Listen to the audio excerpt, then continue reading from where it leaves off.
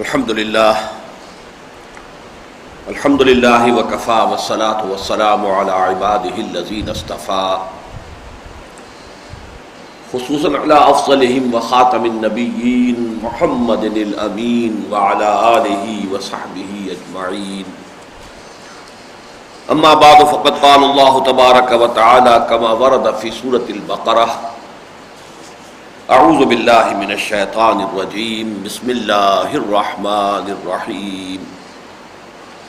یا ایھا الذین آمنوا کتب علیکم الصیام کما کتب علی الذین من قبلکم لعلکم تتقون ایاما معدودات فمن کان منکم مریضا او علی سفر فعدۃ من ایام اخر وعلى الذين يطيقونه فدية طعام مسكين فمن تطوع خيرا فهو خير له وأن تصوموا خير لكم إن كنتم تعلمون.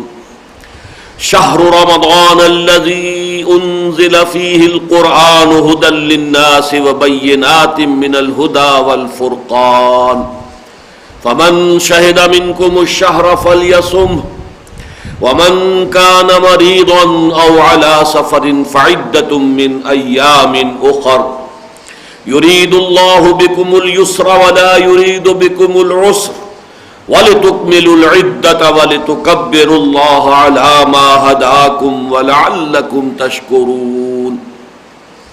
وإذا سألك عبادي عني فإني قريب أجيب دعوة الداعي إذا دعان فَلْيَسْتَجِيبُوا لِي وَلْيُؤْمِنُوا بِي لَعَلَّهُمْ يَرْشُدُونَ.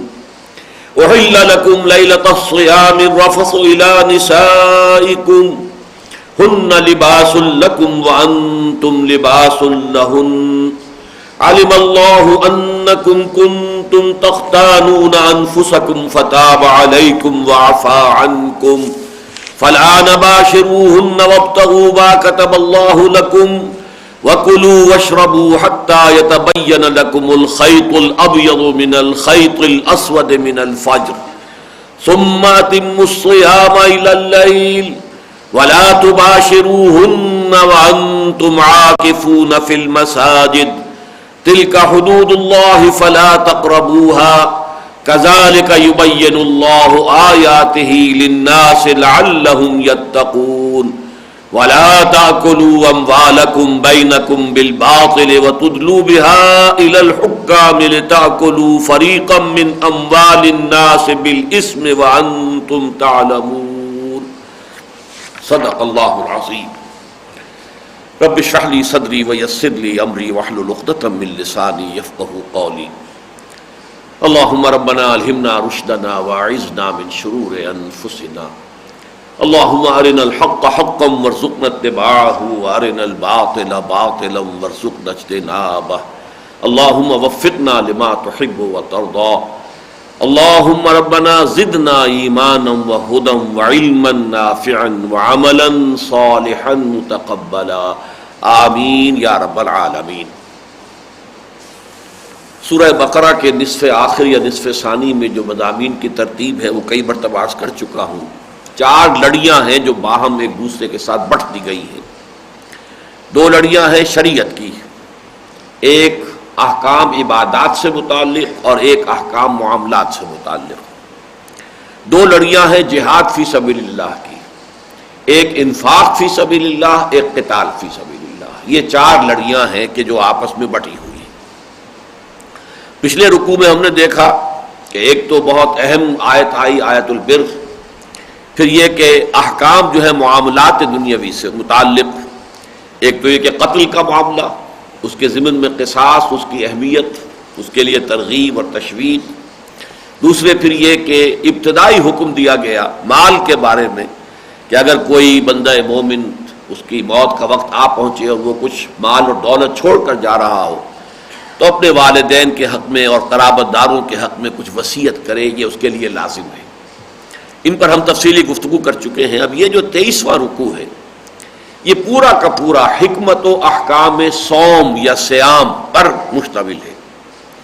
اور یہ میں نے پچھلی مرتبہ بھی عرض کیا تھا کہ یہ یونیک معاملہ ہے کہ نماز کے احکام قرآن مجید میں آپ کو بہت ہی متفرق مقامات پر ملیں گے، مختلف جگہوں پر ملیں گے، پھیلے ہوئے ہیں، منتشر ہیں۔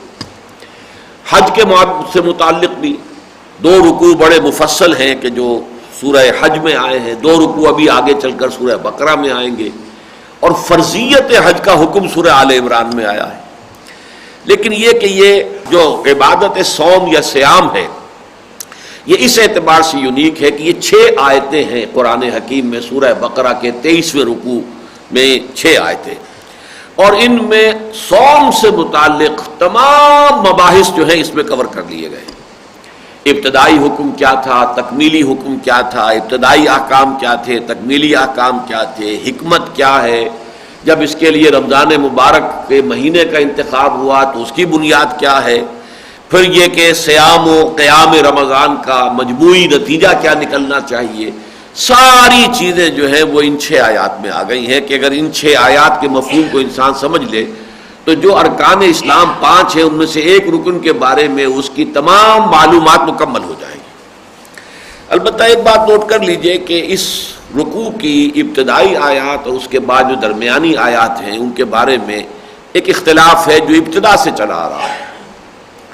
ایک رائے یہ ہے کہ پہلی 2 آیات کا تعلق صوم رمضان سے نہیں ہے، بلکہ یہ کہ یہ ایک ابتدائی حکم تھا کہ حضور صلی اللہ علیہ وسلم نے مدینہ تشریف لاتے ہی کچھ حکم دیے کہ ان دنوں کے روزے رکھے جائیں، وہ میں تفصیل بعد میں عرض کروں گا، اور کچھ عرصے کے بعد پھر رمضان مبارک کے روزے فرض ہوئے ہیں۔ تو جو درمیانی 2 آیتیں ہیں ان کا تعلق ہے اس سے، اور اس کے بعد اس کے تفصیلی احکام جو ہیں آیت نمبر 5 میں آ گئے ہیں، لیکن ابتدائی 2 آیات کا تعلق جو ہے وہ ابتدائی جو احکام تھے روزے سے متعلق، جس میں کہ ابھی رمضان کے روزے کی فرضیت نہیں ہوئی تھی، اس سے متعلق ہے۔ بدقسمتی سے متاخرین جتنے بھی ہیں ہمارے مفسرین، خاص طور پر اردو میں جتنی تفسیریں بھی آپ کو ملتی ہیں، اس میں اس دوسری بات کا سرے سے تذکرہ ہی نہیں ہے، بلکہ یہ کہ یہ سمجھا جاتا ہے اور اسی کے حساب سے تعویل ہے، تفسیر ہے، تشریح ہے، توضیح ہے کہ یہ گویا کہ ابتدا ہی میں جو حکم دیا گیا ہے یہ رمضان ہی کا حکم تھا، بس اسی حکم میں کچھ تغیر و تبدل ہوتا رہا ہے، اسی میں ارتقاء کے مراحل جو ہیں وہ طے ہوئے ہیں۔ یہ بات گویا کہ مجمع علیہ ہو گئی ہے تمام اردو تفاسیر میں، لیکن میرا معاملہ یہ رہا ہے، اور یہ بالکل ابتدائی دور کی بات آپ سے عرض کر رہا ہوں، میڈیکل کالج میں جب میں طالب علم تھا، اور یہ بات بہرحال جو بھی مجھ سے دلچسپی رکھتے ہیں ان کے علم میں ہے کہ زمانہ طالب علمی ہی سے اللہ تعالیٰ کا یہ فضل و کرم ہوا تھا کہ قرآن مجید سے ایک ذہنی مناسبت اور ایک قلبی انس اللہ نے عطا کر دیا تھا۔ تو جب میں اسلامی جمعیت طلبہ کا کارکن تھا تو اس زمانے میں بھی میرے درس قرآن کو بہت پسند کیا جاتا تھا، اس کی خاصی دھوم مچ گئی تھی۔ اس زمانے میں مجھے احساس ہوتا تھا اس رکوع کو پڑھتے ہوئے کہ یہ ایک ہی وقت کی نازل شدہ آیات نہیں ہو سکتی، اس لیے کہ ذوق سلیم پر یہ بات جو ہے گراں گزرتی ہے تکرار۔ فَمَنْ كَانَ مِنْكُمْ مَرِيضًا أَوْ عَلَىٰ سَفَرٍ فَعِدَّةٌ مِّنْ أَيَّامٍ أُخَرَ، پھر یہ کہ اگلی ایک آیت جو چھوڑ کر پھر اس کے بعد پھر دوبارہ آ رہا ہے فَمَنْ كَانَ مِنْكُمْ مَرِيضًا أَوْ عَلَىٰ سَفَرٍ فَعِدَّةٌ مِّنْ أَيَّامٍ أُخَرَ۔ یہ تکرار جو ہے یہ تو در حقیقت ایک ہی وقت میں اگر یہ آیتیں نازل ہو رہی ہوں تو پھر یہ عیب ہے کلام کا۔ تو یہ میرا ذہن تھا، لیکن میں نے اسے ایک وسوسے کے درجے میں سمجھا، اس لیے کہ باقی سب مفسرین ایک ہی بات کہہ رہے ہیں، اور ان کے نزدیک جو ہے یہ بیک وقت نازل شدہ آیات ہیں، اور ان میں ایک ہی روزہ صوم کا جو ہے اسی کا حکم دیا جا رہا ہے۔ اگرچہ یہ تو نہیں ہے کہ بیک وقت نازل ہوئی ہیں، لیکن یہ کہ شروع ہی سے حکم جو ہے وہ صوم رمضان کا ہے۔ تو بہرحال میں اپنی اس رائے کو دبا دیتا تھا، لیکن پھر ایسا ہوا کہ جیسے پاکستان میں لوگ واقف ہیں جماعت اسلامی کا، گویا کہ ایک طویل عرصے تک جب تک مولانا مودودی بقید حیات تھے رحمہ اللہ، اس وقت تک ترجمان القرآن کو آفیشل آرگن کی حیثیت حاصل تھی، ان کا رسالہ جو تھا ماہنامہ ترجمان القرآن۔ اسی طرح جماعت اسلامی ہند کا ایک آفیشل آرگن تھا زندگی، ماہنامہ زندگی، رامپور سے نکلتا تھا، اور اس کے جو مدیر تھے سید عروج احمد قادری، وہ بہت قابل آدمی تھے، لیکن ایک موقع پر انہوں نے تذکرہ کیا تنقیدی انداز میں، بلکہ تنقید بھی کچھ ذرا منفی انداز میں تھی، استہزائیہ انداز میں، کہ مولانا انور شاہ کاشمیری رحمۃ اللہ علیہ نے بڑی عجیب سی بات کہہ دی ہے کہ یہ جو پہلا حکم ہے یا ایھا الذین آمنوا کتب علیکم الصیام کما کتب علی الذین من قبلکم لعلکم تتقون، یہ صوم رمضان سے متعلق نہیں ہے، بلکہ یہ کہ یہ ابتدائی ایک حکم تھا اس سے متعلق ہے۔ صوم رمضان کا ذکر تو پھر تیسری آیت سے شروع ہو رہا ہے، شہر رمضان الذی انزل فیہ القرآن۔ اب اس رائے کا انہوں نے تذکرہ کر دیا تنقیداً بلکہ استہزائیاً، کہ یہ کس قدر معلوم ہوتا ہے کہ بہت ہی بے تکی سی بات ہے جو اتنی بڑی شخصیت مولانا سید انور شاہ کاشمیری رحمۃ اللہ علیہ کے، جن کو بیہقی وقت کہا گیا، علم حدیث اور علم فقہ میں بہت اونچا مقام، لیکن یہ کہ انہوں نے تو یہ تنقیدی انداز میں لکھا تھا، مجھے گویا کہ دلیل مل گئی کہ متفق گردید رائے بو علی بارائے من، تو مجھے اس کے بعد پوری طریقے سے اس پر جو ہے انشراح ہو گیا۔ بعد میں اس زمانے تک تو میری رسائی ابھی جو ہے عربی زبان کی تفاسیر تک نہیں تھی، یہ بہت بعد کی بات ہے کہ پھر میں نے جب امام رازی کی تفسیر کبیر پڑھی تو اس میں پہلی بحث یہی تھی کہ اس کے بارے میں ایک رائے یہ ہے کہ یہ ابتدائی حکم جو ہے یہ صوم رمضان کا نہیں ہے، چنانچہ میں آپ کو سنا دیتا ہوں۔ انہوں نے لکھا ہے کہ حضرت معاذ، حضرت قتادہ اور حضرت عطا جو اسے روایت کرتے ہیں ابن عباس سے رضی اللہ تعالی عنہما، ان کے نزدیک یہ صوم رمضان سے متعلق نہیں ہے، بلکہ اس سے پہلے فرضیت صیام رمضان سے پہلے یہ اور چند دنوں کے روزے جو ہیں وہ رکھنے فرض کیے گئے تھے، ان کا ذکر ہے۔ اب ان میں سے بھی حضرت عطاب کی رائے تو یہ ہے کہ یہ ہر ماہ میں 3 روزے حضور نے حکم دیا تھا کہ رکھو، 13ویں، 14ویں اور 15ویں تاریخ، جس کو آج بھی کہا جاتا ہے ایام 20 جمع ہے ابیض کی، ابیض کہتے ہیں روشن سفید، تو جو راتیں ہوتی ہیں 13ویں کا چاند، 14ویں کا چاند، 15ویں کا چاند، آپ کو معلوم ہے کہ یہ راتیں جو ہوتی ہیں روشن ہوتی ہیں، روشن راتیں، تو ان کے ساتھ ان کا تعلق تھا، ایام 20 کہلاتے ہیں کہ 13ویں کی شب کے بعد جو 13 تاریخ آئی، 14ویں کی شب کے بعد جو 14ویں تاریخ آئی، 15ویں شب کے بعد 15ویں تاریخ آئی، تو مہینے کے وسط میں یہ 3 روزے رکھنے کا حضور نے حکم دیا تھا، پہلا حکم اس سے متعلق ہے۔ اور حضرت قتادہ کی رائے یہ ہے کہ پہلی مرتبہ حضور نے جو حکم دیا تھا وہ 3 دن ہر مہینے کے، یہی 13، 14 اور 15 تاریخیں، اور یوم عاشورہ محرم کی 10ویں تاریخ کا روزہ رکھنے کا آپ نے حکم دیا۔ اس کے بعد حضور کی حدیث یہ بیان ہوتی ہے کہ جب رمضان مبارک کے روزے فرض کیے گئے تو صوم رمضان نسخ لکل صوم، پھر یہ کہ وہ سارے جو بھی احکام حضور نے اس سے پہلے دیے تھے وہ منسوخ کر دیے گئے، اگرچہ جیسا کہ ہم نے دیکھا وصیت کے معاملے میں بھی کہ اگرچہ وصیت کی فرضیت تو جب احکام وراثت آ گئے، قانون وراثت بیان ہو گیا تو وصیت کی فرضیت تو ختم ہو گئی، البتہ 1/3 تک اسے برقرار رکھا گیا، اس صراحت کے ساتھ کہ لا وصیت لوارث، جس کے تو اللہ تعالیٰ نے حقوق معین کر دیے اس کے لیے وصیت نہیں ہوگی۔ البتہ یہ ضرور ہے، ایک استثناء ہے کہ اگر تمام ورثاء جو ہیں وہ اس میں رضامند ہو تو پھر یہ کہ کسی وارث کے لیے بھی وصیت ہو سکتی۔ اسی طریقے سے اس معاملے کے اندر بھی ہوا ہے کہ ان میں سے کچھ احکام قائم رکھے گئے اور کچھ جو ہے وہ بدل دیے گئے اور ختم کر دیے گئے، لہذا اس میں 3 دن ہر مہینے کے جو ہے 13ویں، 14ویں، 15ویں تاریخ اور یوم عاشورہ، یہ ہے اصل میں جس کا کہ ابتدائی حکم دیا گیا، پھر یہ سب کے سب منسوخ ہو گئے۔ ہاں اب یہ کہ نوافل کے طور پر اب بھی ہے، حضور اس کے بعد بھی اہتمام کرتے تھے ہر مہینے میں ایام 20 کے روزے رکھنے کے، 3 روزے آپ رکھتے تھے۔ عاشورہ کے بارے میں تو پھر آپ نے اس کے بعد بڑھا دیا کہ بجائے صرف 10ویں محرم کے بلکہ یہ کہ 9ویں محرم کو بھی روزہ رکھا جائے تاکہ یہود سے ہمارا ایک فرق جو ہے وہ واضح ہو جائے۔ تو یہ ہے در حقیقت پس منظر کہ میں چونکہ اس رائے کا پختگی کے ساتھ قائل اور حامل ہوں کہ ابتدائی 2 آیات میں در حقیقت وہ حکم ہے ایام 20 کے روزوں کا اور عاشورہ کا۔ اس کے ضمن میں یہ بات جان لیجئے اصل میں کہ یہ 2 چیزیں وہ ہیں کہ جو ہجرت کے بعد حضور صلی اللہ علیہ وسلم نے اس حوالے سے کی ہے کہ جب آپ مدینہ تشریف لے آئے تو اب یہاں پر یہود سے براہ راست سابقہ پیش آیا، مکے میں تو یہودی تھے نہیں، حضور کی کوئی وزٹ بھی مدینہ کی ثابت نہیں ہے کہ اس سے پہلے آپ آئے ہوں اور یہود کے ساتھ آپ کا کوئی معاملہ ہوا ہو، ملاقاتیں ہوئی ہوں، کوئی گفتگویں ہوئی ہوں۔ جب آپ ہجرت فرما کے تشریف لائے تو اب یہاں پر آپ نے دیکھا کہ یہودی روزہ رکھتے ہیں عاشورہ کا، 10 محرم کا، تو حضور نے معلوم کیا، انہوں نے بتایا کہ ہم اس لیے رکھتے ہیں کہ 10 محرم کو نجات حاصل ہوئی تھی بنی اسرائیل کو قوم فرعون سے اور آل فرعون سے، آل فرعون اپنے لاؤ لشکر کے ساتھ غرق کیا گیا تھا، اور بنی اسرائیل کو حضرت موسیٰ علیہ السلام کی قیادت اور رہنمائی میں اللہ نے نجات دی تھی۔ تو حضور نے فرمایا کہ موسیٰ کے ہم زیادہ حقدار ہیں بنسبت ان یہودیوں کے، تو حضور نے مسلمانوں سے کہا تم بھی روزہ رکھا کرو۔ میرے نزدیک پہلا حکم یہی دیا گیا ہے۔ پھر اس کے کچھ عرصے کے بعد پھر حضور نے اس روزے کی عبادت کو مزید آگے بڑھایا، اور یہ کہ ہر مہینے میں 3 روزے رکھنے کی اضافی گویا کہ آپ نے ہدایت دی کہ 13ویں، 14ویں اور 15ویں تاریخوں کے اندر بھی روزے رکھے جائیں۔ یہ ہے جس سے کہ تدریجاً یہ بات آگے بڑھی، اور پھر جب رمضان مبارک کے روزے فرض کیے گئے، شہر رمضان الذی انزل فیہ القرآن، تو ان روزوں کی فرضیت منسوخ ہو گئی، یہ نفلی روزوں کی حیثیت سے اب بھی برقرار ہے۔ تو اس پس منظر کو ذہن میں رکھیے۔ اب چلیے ہم لفظ بلفظ جو ہے اس پر غور کرتے ہیں۔ یا ایھا الذین آمنوا کتب علیکم الصیام، کتبہ پر گفتگو ہو چکی ہے پچھلی مرتبہ، کسی شے کی فرضیت، لفظی ترجمہ لکھ دیا گیا تم پر روزہ رکھنا، یعنی طے کر دیا گیا، طے شد، اب یہ فرض ہے، واجب ہے، لازم ہے۔ کتب علیکم الصیام، صیام کے بارے میں بعض لوگوں کو مغالطہ ہے کہ شاید یہ صوم کی جمع ہے۔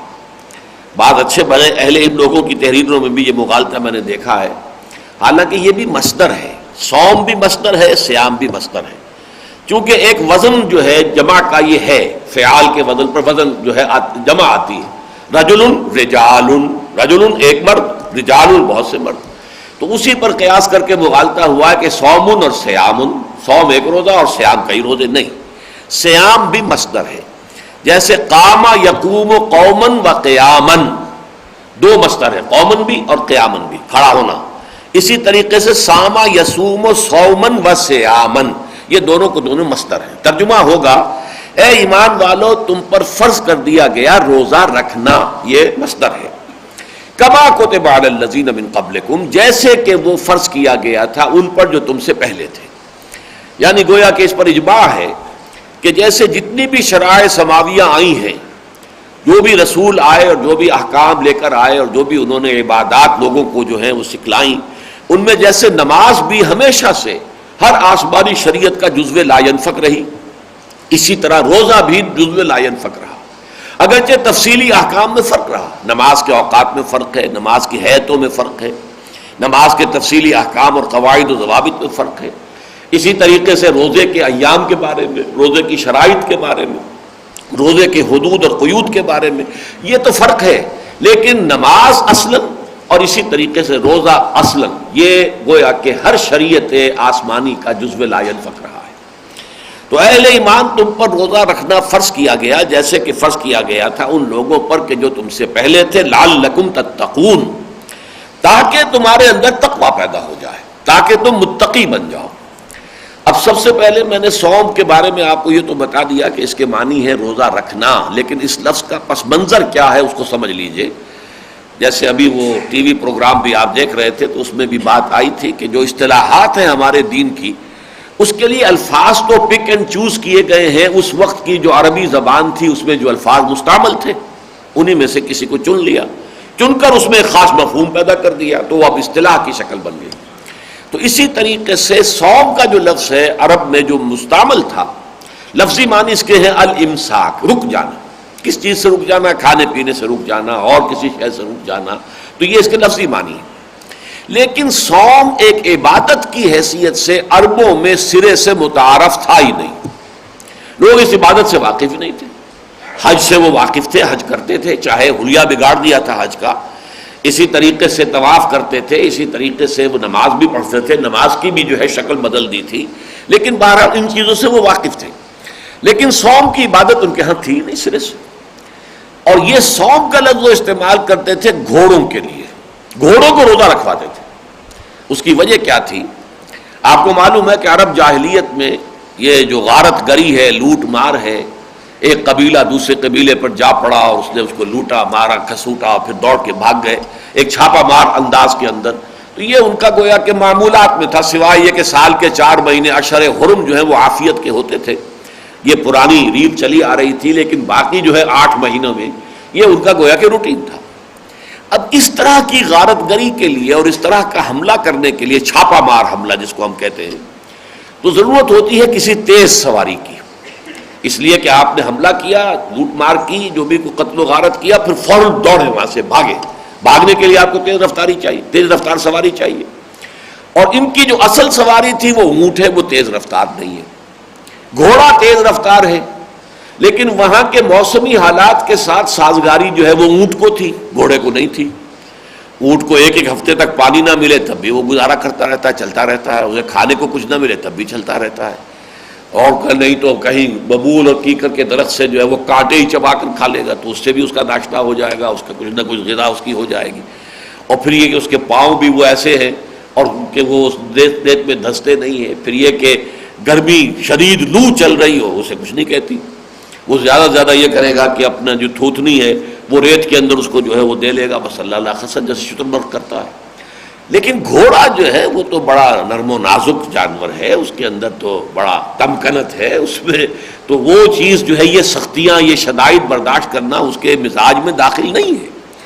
تو انہیں پھر اپنے اس غارت گری کے اس پروگرام کے لیے گھوڑے کو سازگار بنانے کے لیے ٹرین کرنا پڑتا تھا، اسے بھوکا رکھتے تھے تاکہ بھوک برداشت کر سکے. ایسا نہ ہو کسی وقت بھوک کے ہاتھوں بے حال ہو کر اور اپنے سوار کی ہلاکت کا سبب بن جائے، پیاس کو برداشت نہ کر سکے اور جی چھوڑ دے، جی ہار دے، تو ظاہر بات ہے کہ وہ تو اصل جو ہلاکت ہوگی وہ تو سوار کی ہوگی.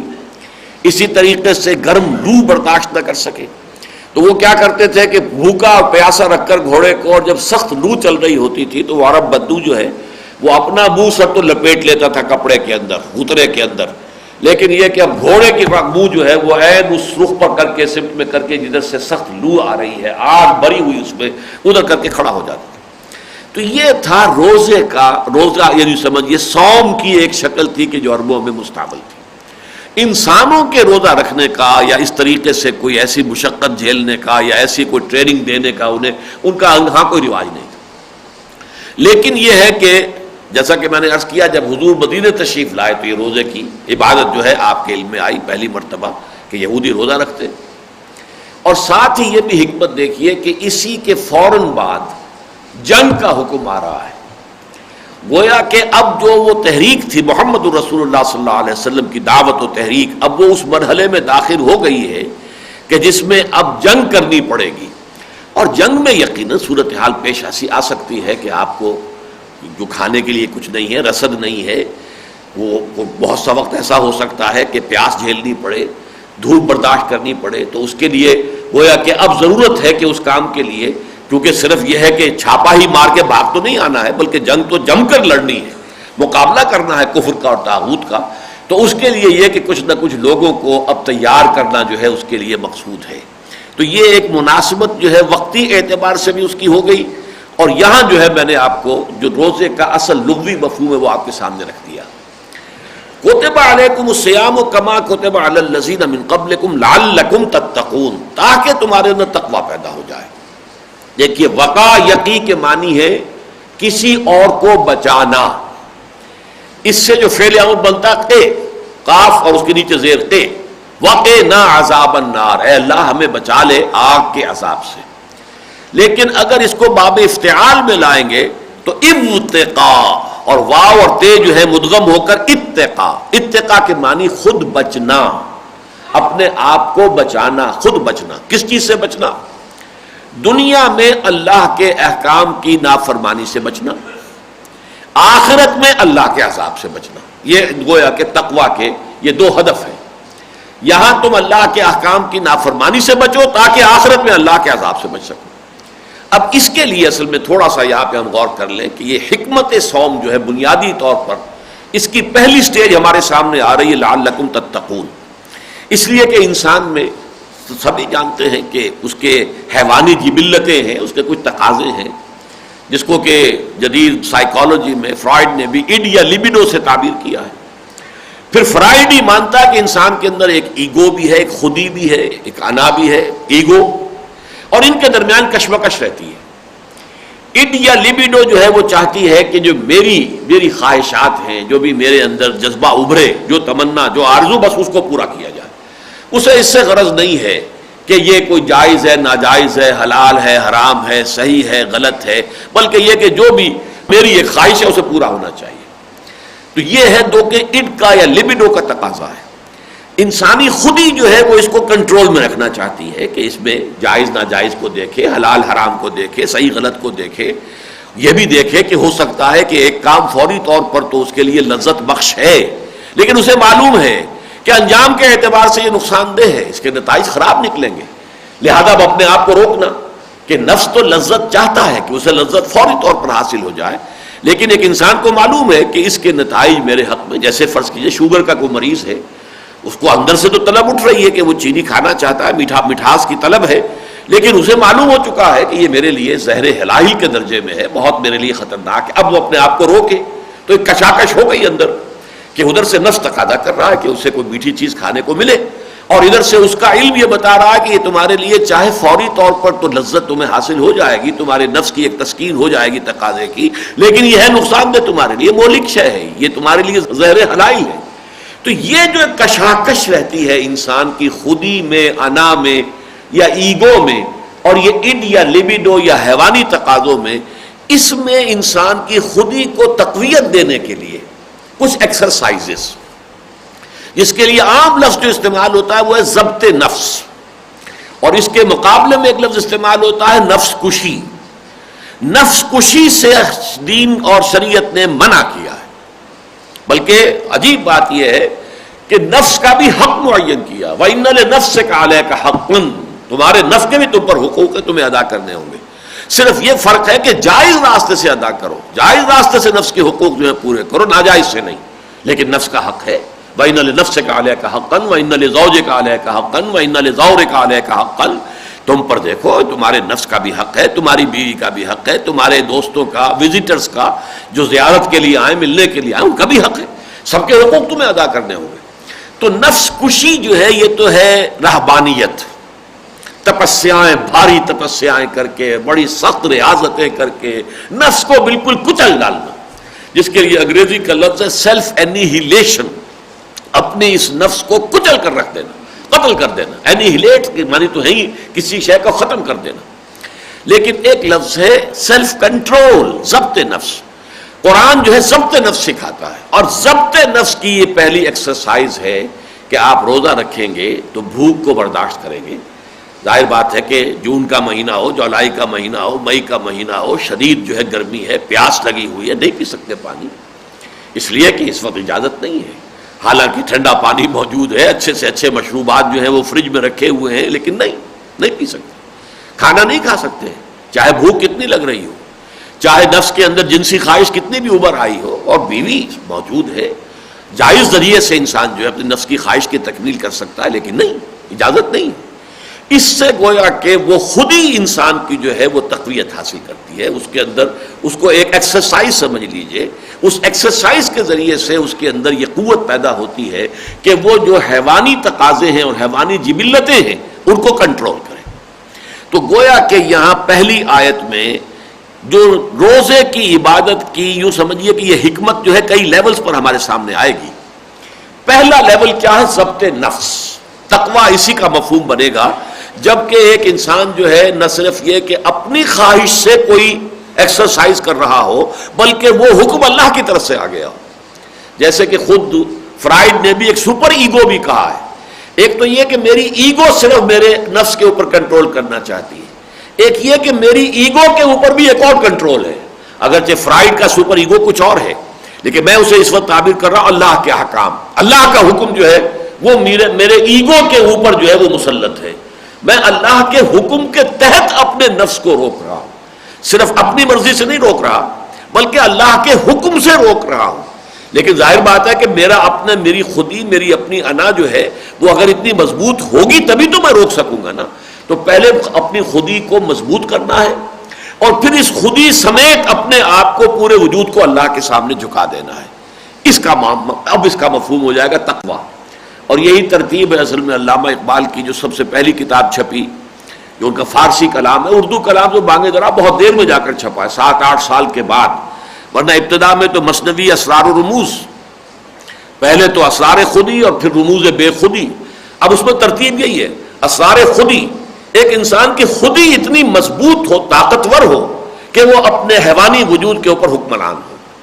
یہ نہ ہو کہ حیوانی وجود، حیوانی جبلتیں اس کے اوپر حاکم ہو جائیں، کہ جو ادھر سے حکم آیا اور وہ ہاتھ جوڑ کر اس کی جو ہے تابعداری کر دی گئی، تو گویا کہ وہ تو تمہارا جو حیوانی وجود ہے وہ تم پر حاکم ہے، تمہاری خودی جو ہے وہ اس کی غلام بن کر رہ گئی۔ اور اس کی سادہ ترین مثال یہ ہوگی کہ ایک گھوڑا ہے اور ایک سوار ہے۔ اب سوار اگر گھوڑے پر قابو یافتہ ہے پوری طریقے سے، تب اس گھوڑے کو وہ استعمال کرے گا، جہاں جانا چاہتا ہے گھوڑا وہاں لے کر جائے گا اس کو، اس لیے کہ وہ سوار کے کنٹرول میں ہے۔ خدا نہ خواستہ اگر وہ بیچارہ سوار کمزور ہے اور گھوڑا موزور ہے، تو اب اس سوار کی جو ہے وہ اس کی زندگی جو ہے اس گھوڑے کے رحم و کرم پر ہے، جہاں چاہے پٹخ دے، اس لیے کہ گھوڑا جو اس کے کنٹرول میں نہیں ہے۔ بالکل اسی طریقے سے یہ ہمارا مرکب ہے، یہ نفس حیوانی یہ ہمارا مرکب ہے، اور اس پر راکب جو ہے وہ ہماری خودی ہے، ہماری انا ہے، ہماری ایگو ہے۔ اگر یہ کمزور ہو اور وہ مرکب سوار جو ہے وہ طاقتور ہو تو وہ تو الٹ دے گا، کہیں جا کے جو ہے پٹخ دے گا، کسی کھائی میں گرائے گا، جو بھی چاہے گا کرے گا۔ اور اگر یہ خود ہی طاقتور ہے تو پھر اب یہ گھوڑے کو استعمال کرے گی، اور اس کو اپنی جو منزل مقصود ہے اس تک پہنچنے کے لیے اس سے بڑا ایسٹ کوئی نہیں ہے کہ گھوڑا اس کے پاس ہے، بڑی تیز رفتاری کے ساتھ وہ اپنا جو بھی اس کا طے شدہ ہدف ہے، جو اس کی منزل مقصود ہے، ادھر بڑھ سکتا ہے۔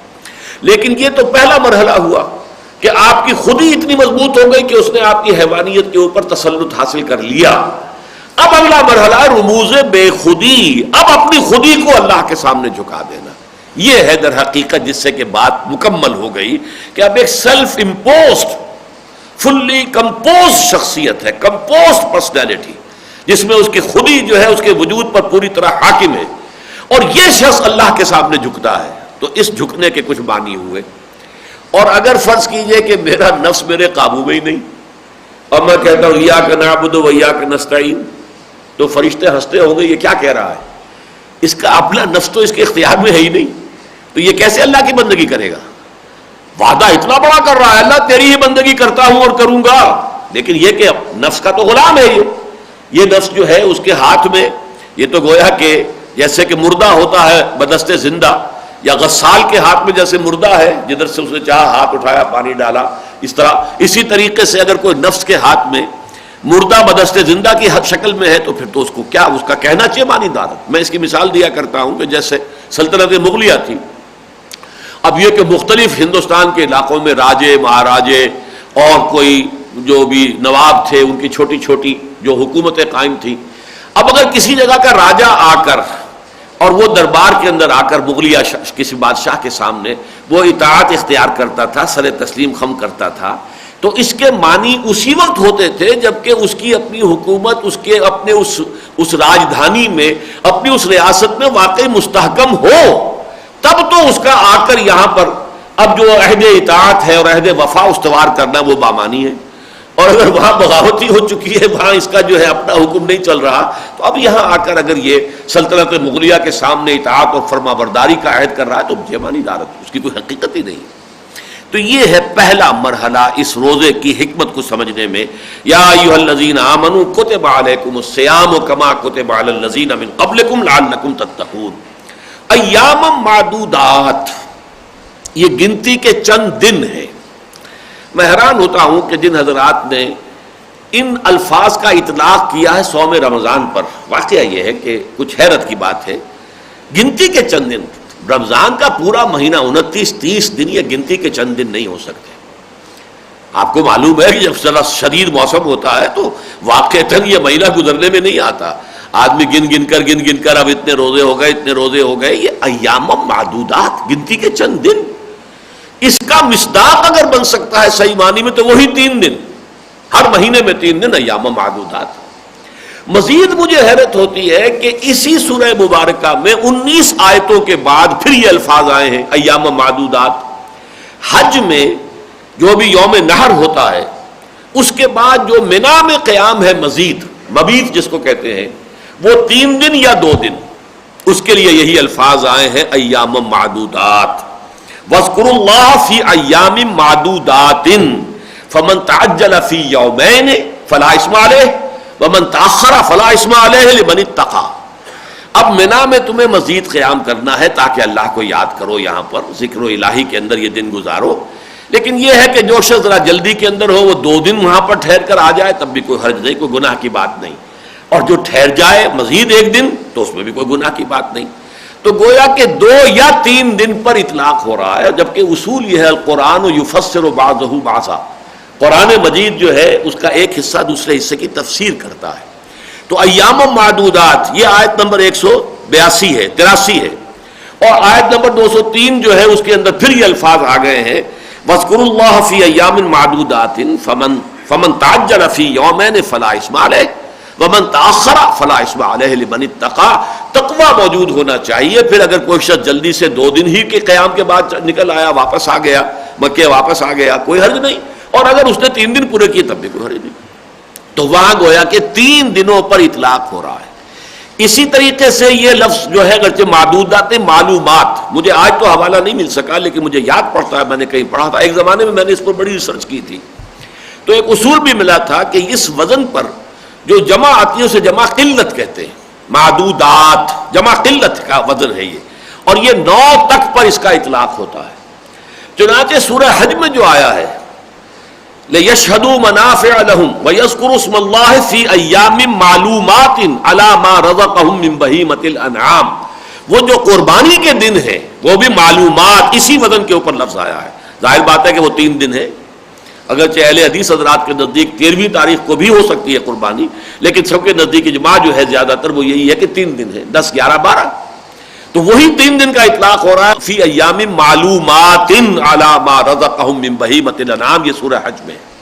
بہرحال جیسا کہ میں عرض کر چکا ہوں، میری چونکہ یہ پختہ رائے ہے کہ یہ حکم جو ہے، یہ 2 آیتیں جو ہیں یہ اصل میں وہ ہر مہینے کے 3 روزوں سے متعلق ہے. فرمایا ایام معدودات، یہ گنتی کے چند دن ہے. فمن کان منکم مریضا او علی سفر فعدۃ من ایام اخر، ان میں بھی یہ رعایت ہے تمہارے لیے کہ جو کوئی تم میں سے ہو مریض. اب مریض یہ بھی ہو سکتا ہے کہ ہلکا سا ٹیمپریچر چل رہا ہے، اور ایک مریض وہ ہے کہ جس میں واقعتاً روزہ رکھنا جو ہے وہ انسان کے لیے دقت طلب ہو جائے، مشکل کا ذریعہ بن جائے. اب یہ گویا کہ انسان کی اپنی سوادید پر بھی ہوگا، اس کے جو بھی جاننے والے ہیں، قرابت دار ہیں، وہ بھی اس پر مشورہ دے سکتے ہیں. اسی طرح او علی سفر، ان سے مراد یہ نہیں ہے آج کہ بس آپ اپنے شہر سے ذرا باہر نکلے تو وہ سفر ہو گیا، اگرچہ بعض حضرات یہاں تک اس بات کو لمبا کر لیتے ہیں، لیکن بہرحال فقہ حنفی کی روح سے 3 دن کی مسافت جو ہے اس پر انسان اگر جا رہا ہے تو پھر وہ مسافر شمار ہوگا.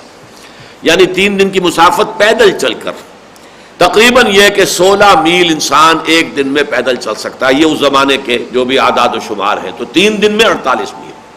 بہرحال یہ فقہی مباحث ہیں. یہاں اس وقت جو ہے یہ جان لینا کافی ہے کہ یہ 2 رعایتیں ہیں کہ اگر ان 3 دنوں کے دوران بھی تم میں سے کوئی سفر پر ہے یا بیمار ہے، فعدۃ من ایام اخر، تو وہ یہی تعداد پوری کر لے دوسرے دنوں میں. 13 14 15 میں نہیں رکھ سکا، 23 24 25 میں رکھ لے، یا یہ کہ اور کسی طریقے سے ان کی تعداد پوری کر لے. فعدۃ، تعداد پورا کرنا ہے انہی 3 دنوں کی، اگر یہی رائے ہو جو میں دے رہا ہوں کہ یہ ہے، پھر ان 3 دنوں کی تعداد پوری کرنی ہوگی دوسرے دنوں میں. مزید ایک رعایت دی جا رہی ہے کہ جو بعد میں منسوخ ہو گئی جب صوم رمضان آیا. وَعَلَى الَّذِينَ يُطِيقُونَهُ، اور ان لوگوں کے ذمے جو اس کی طاقت رکھنے کے باوجود نہ رکھیں، تو اس کے لیے فدیۃ طعام مسکین، تو فدیہ ادا کرنا ہوگا ایک مسکین کا کھانا کھلانا. کھانا کھلایا جائے یا دے دیا جائے. یہ بھی فقہ حنفی میں 2 صاع جو ہے گندم، 1.25 سیر کے قریب جو ہے بنتا ہے، تو یہ جو ہے فطرہ، یہ اس کا فدیہ ہے، وہ آپ دے دیں یا کھانا کھلائیں، جو بھی جس طرح کریں. لیکن یہ کن کے لیے ہے کہ اسی لیے ایک اصطلاح استعمال ہوتی ہے وجوب علی التخییر، ایک ہے وجوب علی التعیین. ایک تو یہ معین طور پر کوئی ایک شے ہی واجب ہو، یہی کرنی ہے ہر صورت میں، یہ ہوگا وجوب علی التعیین، معین ہے وہ. ایک ہے وجوب علی التخییر، چاہے یہ کر لو چاہے یہ کر لو، یو ہیو 2 آپشنز.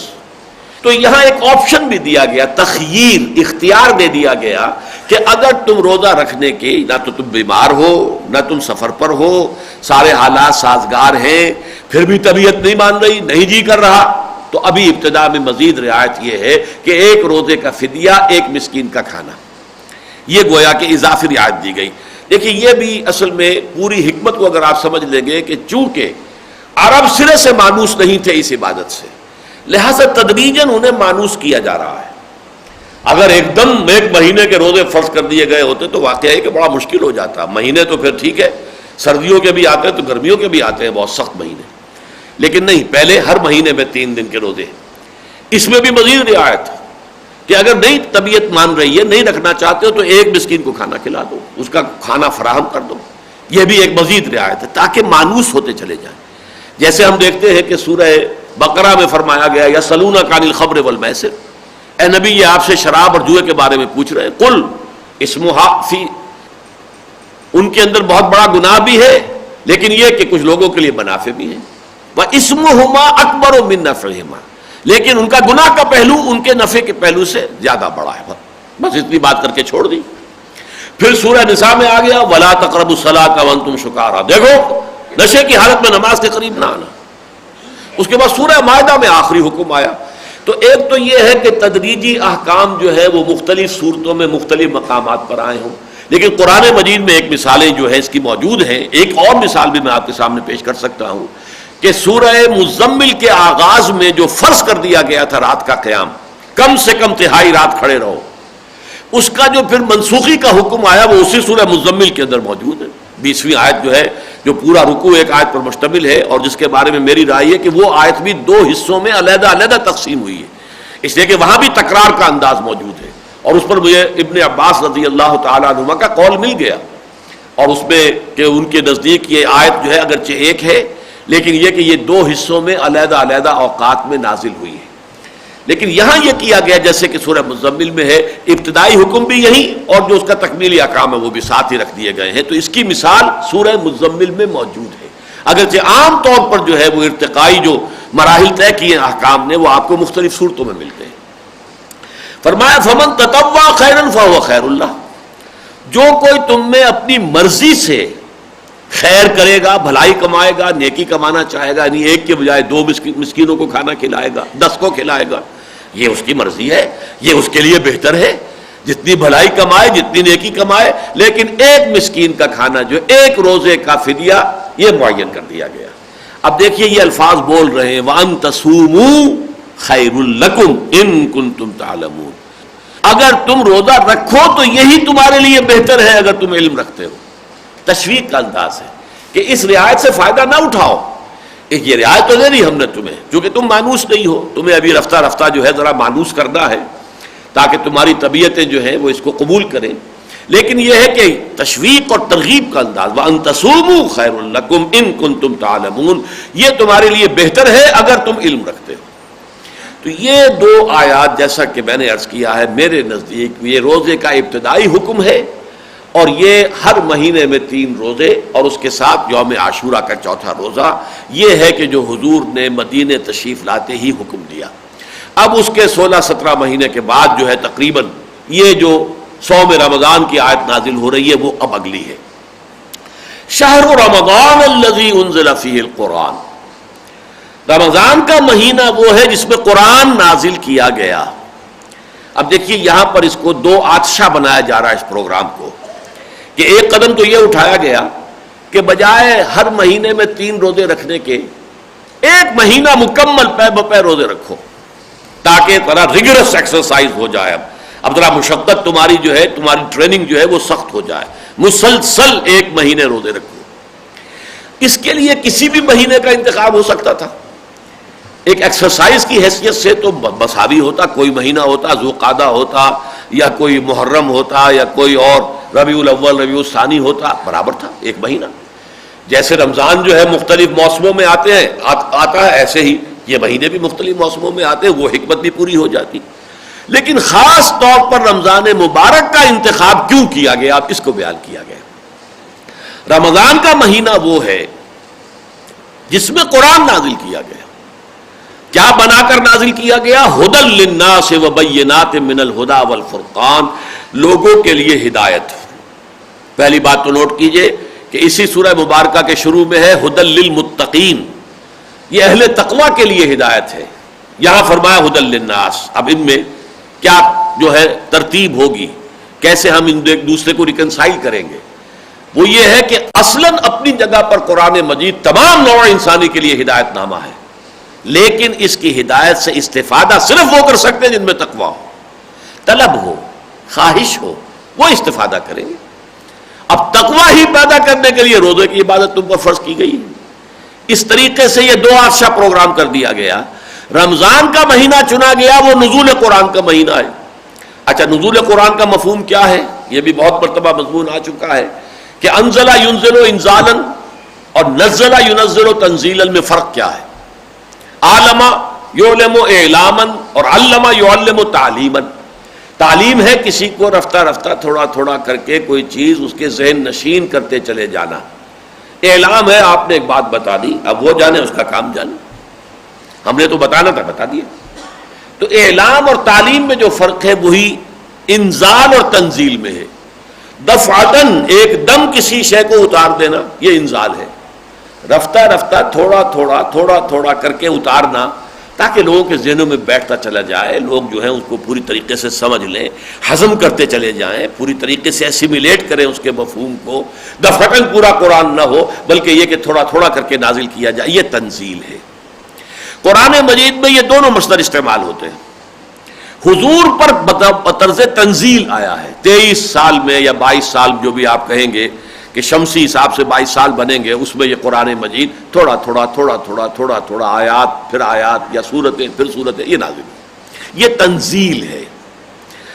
لیکن انزال ہوا ہے قرآن کا بیک وقت، یہ ہے لوح محفوظ سے پورا قرآن نقل کر کے اور اس کو سماع دنیا تک منتقل کر دینا، یہ پہلا مرحلہ۔ یہاں سے سماع دنیا، پہلا جو آسمان ہے، وہاں سے تھوڑا تھوڑا حسب ضرورت، حسب مناسبت، حالات کے مطابق اس کی تنزیل ہوئی ہے محمد رسول اللہ صلی اللہ علیہ وسلم پر، لیکن لوح محفوظ سے، جس کے لیے اور الفاظ بھی قرآن مجید میں آئے ہیں، کتاب مکنون، لوح محفوظ، تو یہ جو لوح محفوظ ہے، کتاب مکنون ہے، وہاں سے یہ پورا قرآن منتقل کر دیا گیا ہے سماع دنیا تک۔ یہ ہے جو لیلۃ القدر میں ہوا، اسی لیے وہاں بھی انا انزلناہ فی لیلۃ القدر، انزال کا لفظ استعمال ہوا ہے، انا انزلناہ فی لیلۃ القدر، وہ لیلۃ القدر ماہ رمضان مبارک میں ہے۔ تو شہر رمضان الذی انزل فیہ القرآن، یہ رمضان کا مہینہ وہ ہے کہ جس میں پورا قرآن لوح محفوظ یا کتاب مکنون سے اتار کر اور سماع دنیا تک پہنچا دیا گیا۔ اب اس کو سمجھیے، یہ کتاب جو ھدی للناس ہے اور ہدایت بھی ایچ پیچ الفاظ میں نہیں ہے، پہیلیوں کی شکل میں نہیں ہے جنہیں انٹرپریٹ کرنا ہی مشکل ہو جائے، یہ کوئی ثقیل اصطلاحات کے حوالے سے نہیں ہے، عربی مبین، آسان سلیس زبان، فإنما یسرناہ بلسانک، ہم نے آپ کی زبان پر اسے قرآن کو آسان کر دیا ہے۔ یہ قرآن مجید جو ہے یہ بینات من الہدی والفرقان، ہدایت کی بینات پر مشتمل ہے، اور فرقان، فرق کر دینے کی بھی بینات، بینات کا اطلاق دونوں پر ہوگا، بینات من الہدی والفرقان، فرقانے میں چونکہ پھر زیر آیا ہے، تو یہ ہدایت کی بھی بینات ہیں اور فرق کر دینے والی شے، حق و باطل کے مابین، صحیح اور غلط اور جائز اور ناجائز، دودھ کا دودھ پانی کا پانی جدا کرنے کے معاملے میں بھی یہ بینات پر مشتمل ہے۔ اب یہاں سمجھ لیجئے اس بات کو کہ اس کے حوالے سے اصل میں تو 2 عبادتیں ہیں جو تجویز کی گئی، ابھی میں صرف تجویز کا لفظ استعمال کر رہا ہوں، لیکن قرآن مجید میں صرف ایک کا ذکر ہے، دوسرے کا نہیں ہے، دوسری کا ذکر احادیث کے اندر ہے، اور اسی لیے لفظ تجویز میں نے کہا ہے کہ قرآن میں نہیں ہے لہذا فرض نہیں کیا گیا، اس لیے کہ قرآن مجید جو ہے وہ زیادہ بڑی تعداد میں جو عوام الناس ہیں ان کی مصلحت کو پیش نظر رکھتا ہے۔ عام انسانوں کے لیے یہ ممکن نہیں ہے کہ دن بھر مشقت بھرا کام کریں، کوئی کسی چلا رہا ہے، کوئی اینٹیں ڈھو رہا ہے، کوئی کچھ اور کر رہا ہے، اور پھر وہ رات کو کھڑے بھی رہیں، جاگیں بھی قرآن کے ساتھ، لہذا اس کو فرض نہیں کیا گیا۔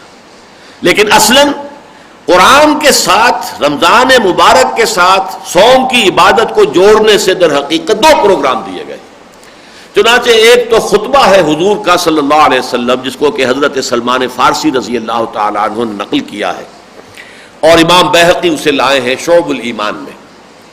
اس میں حضرت سلمان فارسی فرماتے ہیں خطبنا رسول اللہ صلی اللہ علیہ وسلم فی آخر یوم من شعبان فقال، ہمیں خطبہ ارشاد فرمایا نبی اکرم صلی اللہ علیہ وسلم نے شعبان کے آخری دن، اور اس خطبے میں فرمایا یا ایھا الناس، اے لوگو، قد اغلکم شہر عظیم، تم پر ایک بڑی عظمتوں والے مہینے نے سایہ کر لیا ہے، سایہ فگن ہو گیا ہے.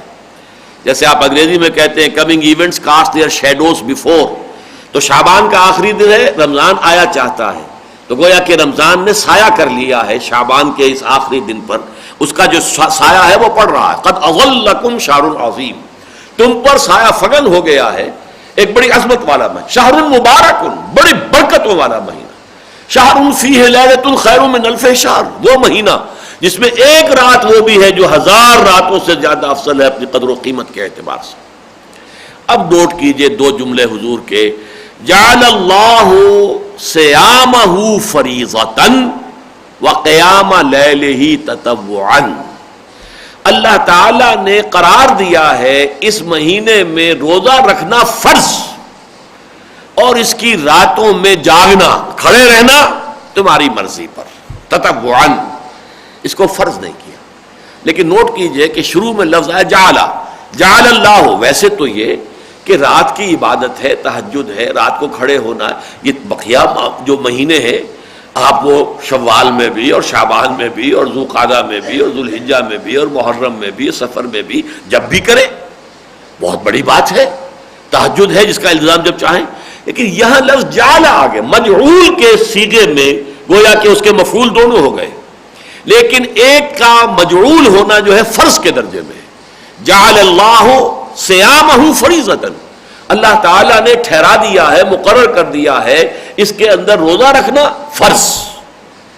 وقیام لیلہ تطوعا، اور اس کی راتوں کو کھڑے رہنا تمہاری مرضی پر، تطوع پر، تم اگر چاہو. یہ فرض نہیں کیا گیا. اگرچہ اس کو تطوع خاص اس درجے میں ہم نہیں کہیں گے کہ بالکل نفل کہہ دیں، اس لیے کہ حضور نے اس کا التزام کیا، حضور نے اس کی تشویق اور ترغیب دلائی، لہذا صحابہ کرام نے اس پر عمل کیا. پھر یہ کہ حضرت عمر رضی اللہ تعالیٰ عنہ نے پھر ایک مصلحت عامہ کے لیے یہ تراویح کا نظام باجماعت مقرر کر دیا. لہذا یہ کہ اس میں یہ تو بحث ہو سکتی ہے کہ یہ واجب ہو گئی ہے نماز تراویح، یا یہ کہ یہ ابھی سنت موقدہ کے درجے میں ہے، لیکن بہرحال سنت ہے، اس میں کسی شک و شبہ کی گنجائش نہیں. تو یہ دو پروگرام اب ہو گئے. یہی وجہ ہے کہ جو متفق علیہ روایت ہے جو کہ بخاری اور مسلم دونوں میں حضرت ابو ہریرہ رضی اللہ تعالیٰ عنہ سے، وہاں آپ دیکھیں گے یہ دونوں لفظ آتے ہیں بالکل پیرلل. حضور نے فرمایا من صام رمضان ایمانا واحتسابا غفر له ما تقدم من ذنبه ومن قام رمضان ایمانا واحتسابا غفر له ما تقدم من ذنبه. جس نے روزے رکھے یا روزہ رکھا ماہ رمضان کے دوران اور اس ایمان کے ساتھ اور اللہ تعالیٰ سے اس کا اجر و ثواب مانگنے اور طلب کرنے کی نیت کے ساتھ، اس کے پچھلے تمام گناہ معاف ہو جائیں گے. اور جو کھڑا رہا رمضان کی راتوں میں اسی ایمان اور احتساب کے ساتھ، غفر له ما تقدم من ذنبه ومن قام لیلۃ القدر ایمانا واحتسابا غفر له ما تقدم من ذنبه. اب ظاہر بات ہے قیام اللیل جو ہے وہ 1 گھنٹے کی تراویح جو ہے وہ اس کا تقاضا پورا نہیں ہوتا. قیام اللیل کا نصاب تو جو ہے وہ تو سورہ مزمل میں ہے، لفظ وہی آیا ہے یا ایھا المزمل قم اللیل الا قلیلا نصفہ او انقص منہ قلیلا او زد علیہ ورتل القرآن ترتیلا. اور آخر میں اس پہلے رکوع کے فرمایا، بلکہ دوسرے رکوع کے شروع میں ان ربک یعلم انک تقوم ادنی من ثلثی اللیل ونصفہ وثلثہ وطائفۃ من الذین معک. تو کم سے کم مقدار 1/3 شب بنتی ہے، لیکن یہ کہ اصل جو نصاب ہے وہ آدھی شب، آدھی رات، اور یہ کہ آدمی اور ذرا بڑھے اور تو 2/3 رات ہو جائے. تو یہ ہے در حقیقت نصاب قیام اللیل کا. اس سے کم پر قیام اللیل کا انطباق یا اطلاق نہیں ہو سکتا. اس حوالے سے اصل میں جو مقصود تھا وہ تو یہ تھا کہ دن میں تو روزہ رکھنا ہے، اور وہ ظاہر بات ہے دن کے 1 گھنٹے کا یا 2 گھنٹے کا نہیں، یہ پورے دن کا ہے. اور رات کو کھڑے رہنا اور جاگنا ہے قرآن کے ساتھ، وہ بھی ظاہر بات ہے کہ 1 گھنٹے کا یا 2 گھنٹے کا نہیں ہو سکتا، بلکہ یہ کہ رات کا معتدبہ حصہ جو ہے قرآن کے ساتھ جاگنے میں صرف ہو. یہ ہے کہ جس کی ترغیب دلائی گئی. چنانچہ ایک اور حدیث ہے، اسے بھی امام بیہقی لائے ہیں اپنی شعب الایمان میں، حضرت عبداللہ ابن عمرو بن العاص رضی اللہ تعالی عنہما اس کے راوی ہیں. حضور فرماتے ہیں القرآن والصیام یشفعان للعبد. روزہ اور قرآن بندے کے حق میں شفاعت کریں گے، سفارش کریں گے. یقول الصیام، روزہ یہ کہے گا اے رب منعتہ طعام و شہوات بالنہار، اے اللہ اے رب میں نے تیرے اس بندے کو دن کے وقت کھانے پینے سے اور اپنی خواہش نفس سے جنسی خواہش سے روک کے رکھا، میری وجہ سے روکا رہا، بس میری شفاعت اس کے حق میں قبول فرما۔ وہ یقول القرآن، اور قرآن کہے گا منعتہ النوم باللیل، میں نے اسے رات کے وقت سونے سے روک کے رکھا، فشفعنی فی، تو میری شفاعت بھی اس کے حق میں قبول فرما۔ اور حضور فرماتے فیشفعان، ان دونوں کی شفاعت قبول ہوگی۔ یہاں بھی یہ دونوں چیزیں بالکل پیرلل آ رہی ہیں۔ تو یہ میں نے وضاحت کر دی کہ رمضان مبارک کا انتخاب ہو گیا اس لیے کہ نزول قرآن کا مہینہ ہے۔ اچھا، اس کا خاص تقاضا جو ہے وہ قرآن میں بیان نہیں کیا گیا، اسے سنت پر چھوڑ دیا گیا حضور صلی اللہ علیہ وسلم کے لیے، اس لیے کہ دین در حقیقت دو چیزوں کے مجموعے کا نام ہے، کتاب اللہ و سنت رسول ہی صلی اللہ علیہ وسلم۔ اس اعتبار سے اس میں جو ہے زیادہ فرق نہیں ہے، لیکن بہرحال اس کا فرق ہے کہ ایک چیز فرض ہے وہ تو ہر حال میں آپ کو ادا کرنی ہے، لیکن ایک چیز یہ ہے کہ جس میں اگرچہ کوشش ہونی چاہیے کہ رات کا اکثر حصہ، 2/3 آدھی رات، کم سے کم 1/3 رات جو ہے انسان قرآن کے ساتھ جاگے، اور یہی معمول صحابہ کا تھا، حضور کا تھا۔ اگرچہ حضور نے صرف 3 دن نماز باجماعت جو ہے تراویح کی ادا کروائی ہے صحابہ کو، اس کے بعد چوتھے دن جو ہے صحابہ کھنگارتے بھی رہے کہ حضور برآمد ہو جائیں اپنے حجرے سے، اور گمان غالب یہ ہے کہ آپ نے تہجد کے وقت ہی، عشاء کے ساتھ متصل نہیں بلکہ بعد میں کچھ تھوڑے عرصے کے بعد، اس کے بعد آپ نے یہ نماز پڑھائی، لیکن 3 دن۔ چوتھے دن صحابہ جو ہے کوئی اشارے کرتے رہے کہ حضور نکل آئیں، برآمد ہو جائیں، حضور نہیں آئے۔ اگلی صبح آپ نے فرمایا کہ دیکھو اگر میں نے اس کو تواتر کے ساتھ تمہیں یہ نماز باجماعت پڑھائی تو یہ تم پر فرض ہو جائے گی، لہذا جو ڈائریکشن ہے وہ دے دی گئی، پوائنٹر جو ہے وہ تو عطا کر دیا گیا، مطلوب تو یہ ہے، مقصود یہ ہے، لیکن اسے فرض نہیں کرنا ہے، اس لیے کہ امت کے بہت بڑی تعداد میں لوگ ایسے ہوں گے جن کے لیے یہ جھیلنا مشکل ہو جائے گا۔ جیسے قیام اللیل کا جو حکم تھا جب وہ منسوخ ہوا ہے، اللہ تعالیٰ کے علم میں ہے علم ان سیکون منکم مرضی وآخرون یضربون فی الارض یبتغون من فضل اللہ وآخرون یقاتلون فی سبیل اللہ۔ اب ایسے بھی لوگ ہوں گے جو بیمار ہوں گے، اللہ کے علم میں ہے، ایسے بھی ہوں گے جو زمین میں سفر کر رہے ہوں گے معاش کے لیے، تلاش کے لیے، کاروبار کے لیے، اور ایسے بھی ہوں گے جو اللہ کے لیے، اللہ کی راہ میں قتال کریں گے۔ تو اب یہ قیام اللیل کا حکم جو ہے یہ مستقل اور دائم نہیں رکھا جا سکتا۔ فَقْرَؤُوا مَا تَيَسَّرَ مِنْهُ، جتنا ممکن ہو سکے تم قرآن پڑھ لیا کرو۔ وَأَقِيمُوا الصَّلَاةَ وَآتُوا الزَّكَاةَ، اور اس کا بدل ہم تمہیں یہ دے رہے ہیں کہ نماز قائم کرو، زکوٰۃ ادا کرو۔ وَأَقْرِضُوا اللَّهَ قَرْضًا حَسَنًا، اللہ تعالیٰ کو اچھا قرض جو ہے وہ دیتے رہو، اللہ کے لیے انفاق کرتے رہو، اللہ کے دین کے لیے مال خرچ کرتے رہو۔ وما تقدموا لانفسكم من خير تجدوه عند الله هو خيرا واعظم اجرا واستغفروا الله ان الله غفور رحيم۔ تو اس طریقے سے وہاں پر بھی جو ہے وہ حکم منسوخ ہوا، اور یہاں پر بھی جو ہے اس معاملے کے اندر اس میں جو ہے سختی نہیں کی گئی، تشویق و ترغیب تو آ گئی، وہ برقرار ہے، لیکن یہ معاملہ پھر حضرت عمر نے کیا ہے رضی اللہ تعالیٰ عنہ کہ وہ اپنے عہد خلافت میں ایک روز جب مسجد میں داخل ہوئے تو آپ نے دیکھا کہ مختلف ٹولیوں میں لوگ علیحدہ علیحدہ، کوئی اس کونے میں کھڑے ہیں، کچھ لوگ یہ ہیں جو حفاظ جو تھے وہ قرآن پڑھ رہے ہیں، کچھ لوگ ان کے پیچھے کھڑے ہوئے سن رہے ہیں نماز کی شکل میں۔ تو ان کا کیا ہی اچھا ہو کہ ایک ہی امام کے پیچھے ان کو جمع کر دیا جائے، لہذا یہ ان کا اجتہاد ہے، اور یہ اجتہاد چونکہ خلیفہ راشد کا ہے، لہذا اہل سنت کے جو چاروں مسلک ہیں، چاہے حنفی ہو، چاہے مالکی ہو، چاہے شافعی ہو، چاہے حنبلی ہو، ان سب کے نزدیک جو ہے یہ اب کم سے کم سنت مؤکدہ بلکہ یہ واجب کے درجے تک میں ہے، اس لیے کہ حضور نے فرمایا علیکم بسنتی وسنت الخلفاء الراشدین المہدیین، تمہارے ذمے ہے کہ تم پیروی کرو میری سنت کی بھی اور میرے خلفاء راشدین کی سنت کی بھی۔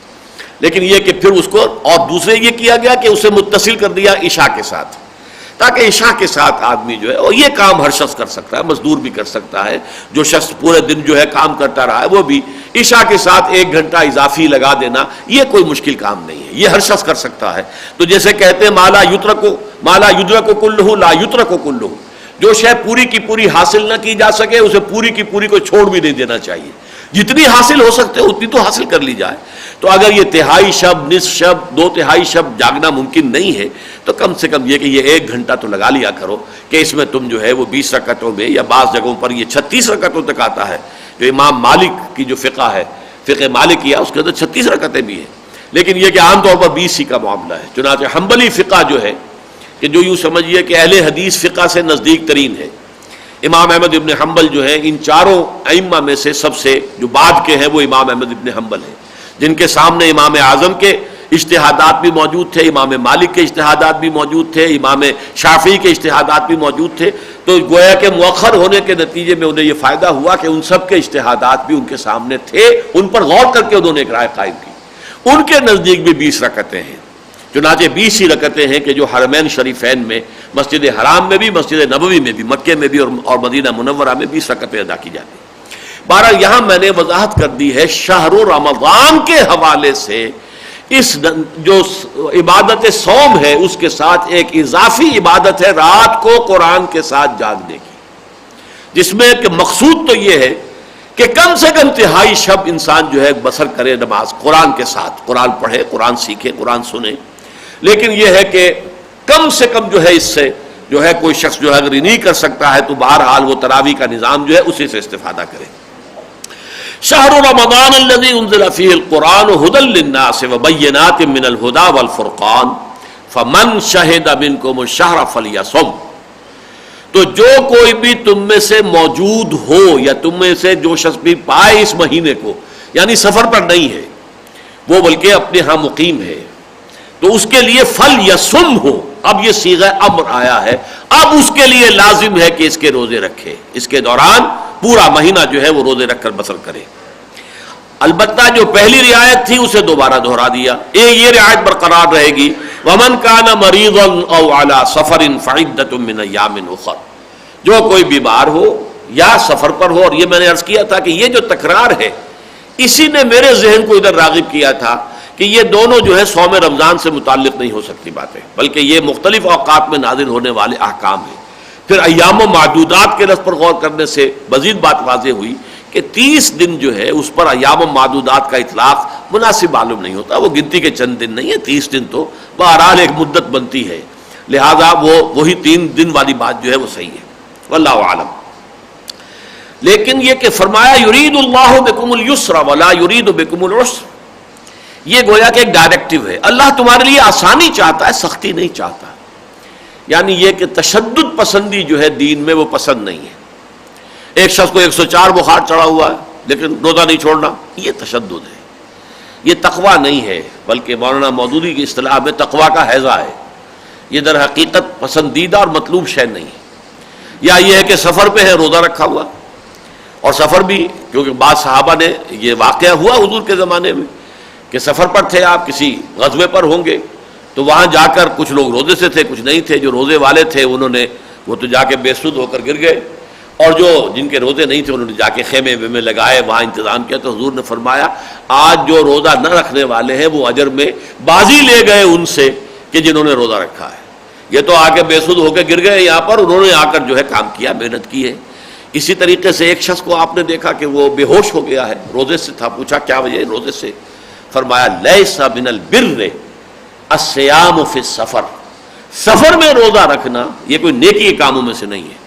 وہی بات وہ لیس البر ان تولوا وجوہکم قبل المشرق والمغرب، لیکن یہ ہوتا ہے کہ کچھ لوگوں میں وہ مذہبیت جو ہے جب اس کا کچھ زیادہ ہی رنگ چڑھ جاتا ہے مذہبیت کا، ایک ہے دین، جب ایک تصور جو ہے بہت وسیع ہوگا تو ہر چیز جو ہے وہ اس کے اندر اپنے پروپورشنیٹ مقام پر آ جائے گی۔ جب وہ دین کا تصور تو رہا نہیں، نرا مذہب رہ گیا ہے، تو اب یہ تمام چیزیں جو ریچولز جو ہیں یہ آؤٹ آف پروپورشن جو ہے میگنیفائی ہو کر سامنے آ جاتی ہیں، ان کی اہمیت اور ان کے لیے جو ہے حساسیت جو ہے لوگوں میں بہت بڑھ جاتی ہے۔ تو فرمایا یہ اب یہ گویا کہ پالیسی سٹیٹمنٹ ہے، یرید اللہ بکم اليسر ولا یرید بکم العسر، اللہ تمہارے ساتھ آسانی چاہتا ہے، سختی نہیں چاہتا۔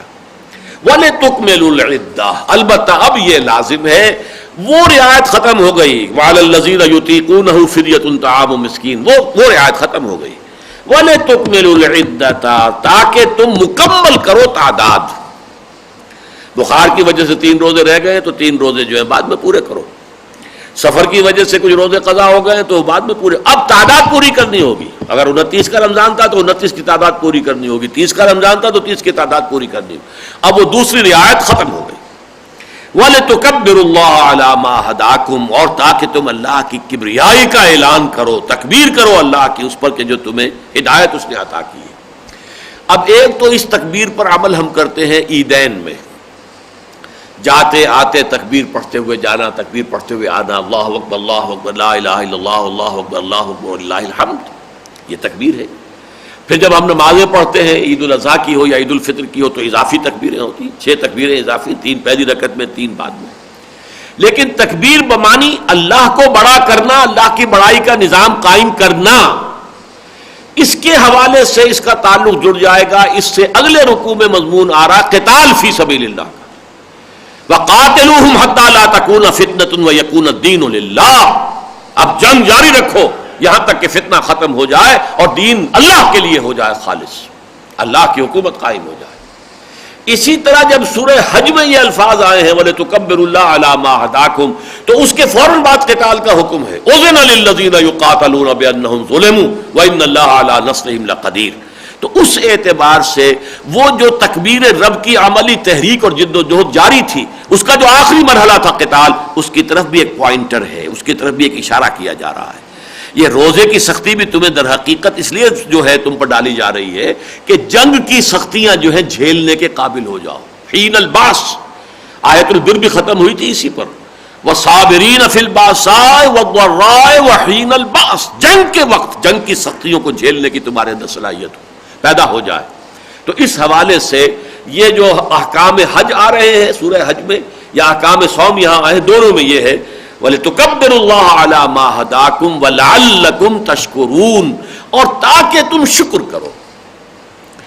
یہ تاکہ جو ہے اس کو سمجھنے کے لیے تھوڑا سا غور کرنا پڑے گا۔ شکر کسے کہتے ہیں؟ کسی نعمت کے نعمت ہونے کا احساس ہو جائے، اس کی قدر و قیمت کا ادراک ہو جائے، یہ ہے شکر بالقلب۔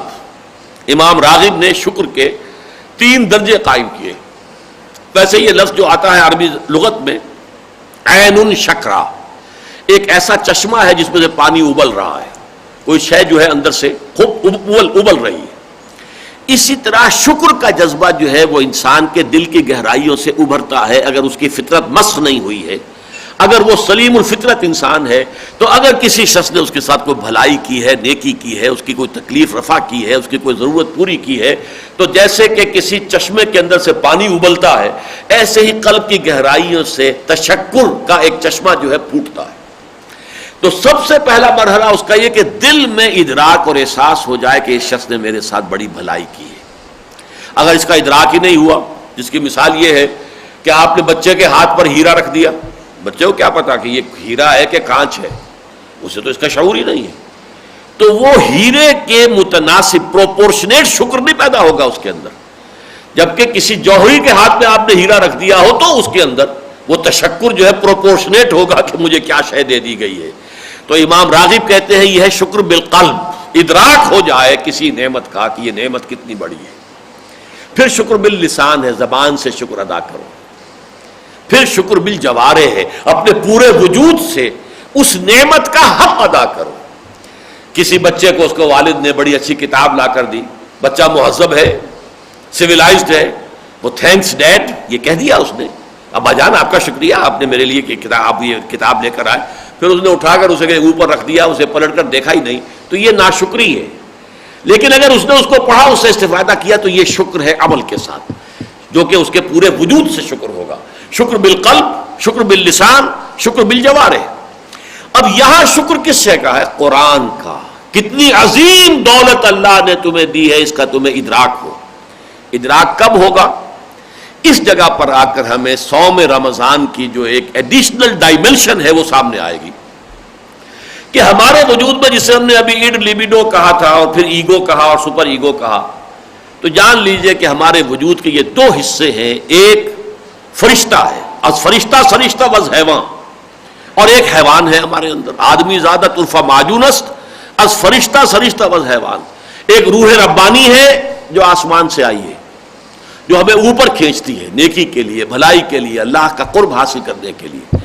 ایک ہمارا یہ نفس حیوانی ہے جو زمین سے آیا ہے، منہا خلقناکم وفیہا نعیدکم ومنہا نخرجکم تارۃ اخری، یہ ہمیں اپنی طرف گھسیٹتا ہے، زمین کی طرف، زمینی لذتیں، زمینی خواہشات، یہ ان کی طرف، یہ کشاکش ہے جو ہو رہی ہے۔ اور اکثر و بیشتر انسان اکثر و بیشتر اوقات میں وہ اس روح کے تقاضوں کو بھول کر کلیتاً اپنے وجود حیوانی کے تقاضوں کو پورا کرنے میں لگ جاتا ہے۔ روح بھوک سے، عزم ہلال سے سسکتی ہے، یا مر گئی یا سسک رہی ہے، بے ہوش ہے، اس لیے کہ ادھر توجہ ہی نہیں، اس کے لیے کسی غذا کا اہتمام ہی نہیں. پیٹ کھانے پہ مانگتا ہے، جسم کی غذا ہم جو ہے فراہم کرتے ہیں، جس کے لیے کتنی بڑی سے بڑی محنت اور مشقت کرنے کو تیار ہے. ذرا سا یہاں ایک پھنسی نکل آئے تو اس کے علاج کے لیے جو ہے بھاگے پھریں گے، اور اس کے لیے جو ہے کچھ نہ کچھ کریں گے، وہ اینٹی بایوٹکس لیں گے، کہیں کوئی چیرا دلوائیں گے، کچھ اور کریں گے، لیکن روح کا تو فکر ہی نہیں. تو عام حالات میں یہ روح جو ہے دبی ہوئی ہوتی ہے حیوانیت کے بوجھ تلے. اب رمضان کا 2 عطشہ پروگرام کیا ہے؟ دن میں روزہ رکھو، اس نفس حیوانی کو مسمحل کرو، یہ کمزور ہو، اس کی گرفت ڈھیلی پڑے اس روح ملکوتی پر، اس کا وزن جو پڑ رہا ہے، دباؤ پڑ رہا ہے، اس میں کمی آئے گی. تھوڑا سا اس روح کو جو ہے وہ ہوش آئے. جیسے یہ کہ کوئی بیچارہ غریب آدمی جو ہے وہ پیاس کی وجہ سے، بھوک کی وجہ سے وہ بے ہوش ہو گیا، اب اسے پتہ بھی نہیں ہے کہ میری کیا ضرورت ہے کیا نہیں ہے. لیکن فرض کیجئے کسی شخص نے آ کر اسے پانی کے کچھ چھینٹے دیے، پانی اس کے منہ لبوں سے لگایا، اب وہ ہوش میں آیا، اب اسے اندازہ ہوا پانی کتنی بڑی نعمت ہے، کتنی بڑی نعمت ہے، کتنی بڑی نعمت ہے. عام حالات میں ہمیں کیا اندازہ ہوتا ہے؟ ذرا سی پیاس لگی، 1 گلاس 2 گلاس اچھے سے اچھا مشروب، ہمیں اس کی نعمت کا احساس نہیں ہوتا. وہ تو جیسے کہ بعض لوگوں نے لکھا ہے، کسی وقت آدمی کے اوپر اگر پیاس کی وجہ سے جان پر بنی ہوئی ہو تو کوئی بادشاہ اپنی پوری مملکت دے دے گا 1 گھونٹ پانی کے لیے، تب معلوم ہوگا اسے کہ 1 گھونٹ پانی کی کیا قدر و قیمت ہے. اسی طریقے سے جب یہ روح انسانی جو دبی ہوئی تھی، اس نفس حیوانی کے بوجھ تلے آئی ہوئی، دبی ہوئی، سسک رہی ہے، بے ہوش ہے، اس میں تھوڑا سا ریلیف تو ہوا، کیونکہ آپ نے روزہ رکھا تو اس کو کچھ ریلیف ملا، اس کے اندر جو ہے وہ حیوانی جو دباؤ ہے کم ہوا. اب آپ نے قرآن مجید اس پر آب حیات جو ہے قرآن کا وہ اس کے منہ میں ٹپکایا. اور یہ جان لیجئے کہ جیسے ہمارا وجود حیوانی زمین سے آیا ہے، اس کی غذا اور تقویت کا سارا سامان بھی وہیں سے آتا ہے. گندم کہاں سے آئی، چاول کہاں سے آئے، سبزیاں کہاں سے آ رہی ہیں، پھل کہاں سے آ رہے ہیں، یہ تمام وجود حیوانی کے لیے، حیوانات کے لیے چارہ کہاں سے آ رہا ہے، سب کچھ وہیں سے. اور جس طریقے سے ہماری روح آئی ہے عالم ملکوت سے، اسی طرح اس کی غذا ہے کلام ربانی. روح امر ربانی ہے. یسألونک عن الروح قل الروح من امر ربی وما اوتیتم من العلم الا قلیلا. اس کے لیے جو غذا ہے، تقویت کا سامان ہے، وہ کلام ربانی ہے. یہ 2 عطشہ پروگرام ہوتا ہے تو سب سے پہلا نتیجہ یہ نکلتا ہے قرآن کی عظمت منکشف ہوتی ہے. قرآن کا نعمت ہونا جو سورہ یونس میں کہا گیا، یا ایھا الناس قد جاءتکم موعظۃ من ربکم وشفاء لما فی الصدور وہدی ورحمۃ للمؤمنین قل بفضل اللہ وبرحمتہ فبذلک فلیفرحوا هو خیر مما یجمعون. یہ قرآن اللہ کی رحمت اور اس کے فضل کا سب سے بڑا مظہر ہے. خوشیاں منانی ہے، جشن منانا ہے تو اس پر مناؤ کہ اللہ نے تمہیں قرآن جیسی دولت دی ہے. تم جو کچھ بھی ساز و سامان دنیا کا جمع کر رہے ہو، جو دولت بھی تم نے فراہم کی ہے، ان سے کہیں بڑھ کر قیمتی شے یہ قرآن ہے. ہوا خیر مما یجمعون. لیکن شعور تو اسی وقت ہوگا جب پیاس ہوگی تو پانی کی نعمت کا تصور ہوگا. جب روح کے اندر وہ پیاس ابھرے گی تو پھر اب قرآن مجید کا جو آب حیات ہے، تحقیقت اس کی عظمت تو ہے، تب منکشف ہوگی. تیرے ضمیر پہ جب تک نہ ہو نزول کتاب، گرا کشا ہے نہ راضی نہ صاحب کشاف. تو پہلا جو عمل ہے اس کا نتیجہ وہ ہے لعلکم تشکرون، تاکہ تم حقیقی معنی میں شکر ادا کر سکو قرآن کا. قرآن کی عظمت تم پر منکشف ہوگی، تبھی قرآن کا نعمت ہونا تم پر اسی وقت منکشف ہوگا جبکہ تم اس پروسیس میں سے گزرو. اور اسی کے ساتھ ذہن میں، جیسا کہ میں نے پہلے بھی جوڑ ملا دیا تھا، کہ قرآن مجید یہاں کہتا ہے ہدی للناس، اور سورہ بقرہ کے شروع میں کہتا ہے ہدی للمتقین. تو گویا کہ صوم کی عبادت ہے تقویٰ کے لیے، تو یہ جو ہے ٹرائنگل مکمل ہو گئی، تاکہ تم قرآن سے تقویٰ حاصل کرو، تاکہ تم روزے سے تقویٰ حاصل کرو، تقویٰ سے قرآن حاصل کرو، اور قرآن کی عظمت جو ہے اس سے تم واقف ہو جاؤ، وہ تم پر منکشف ہو جائے. اس حوالے سے یہ پہلا لفظ آیا ہے لعلکم تشکرون، تاکہ تمہارے اندر قرآن کی عظمت حقیقتاً منکشف ہو جائے تم پر، اور صحیح معنی میں شکر ادا کر سکو تم اللہ کا اس عظیم نعمت پر کہ جو قرآن کی شکل میں اللہ نے تمہیں عطا فرمائی. اور یہ بھی نوٹ کر لیجئے کہ اللہ تعالیٰ نے خود بھی اپنی تعریف کی ہے اور گویا کہ ہمیں تلقین کی ہے. الحمدللہ الذی انزل علی عبدہ الکتاب ولم یجعل لہ عوجا. سورہ کہف کی پہلی آیت.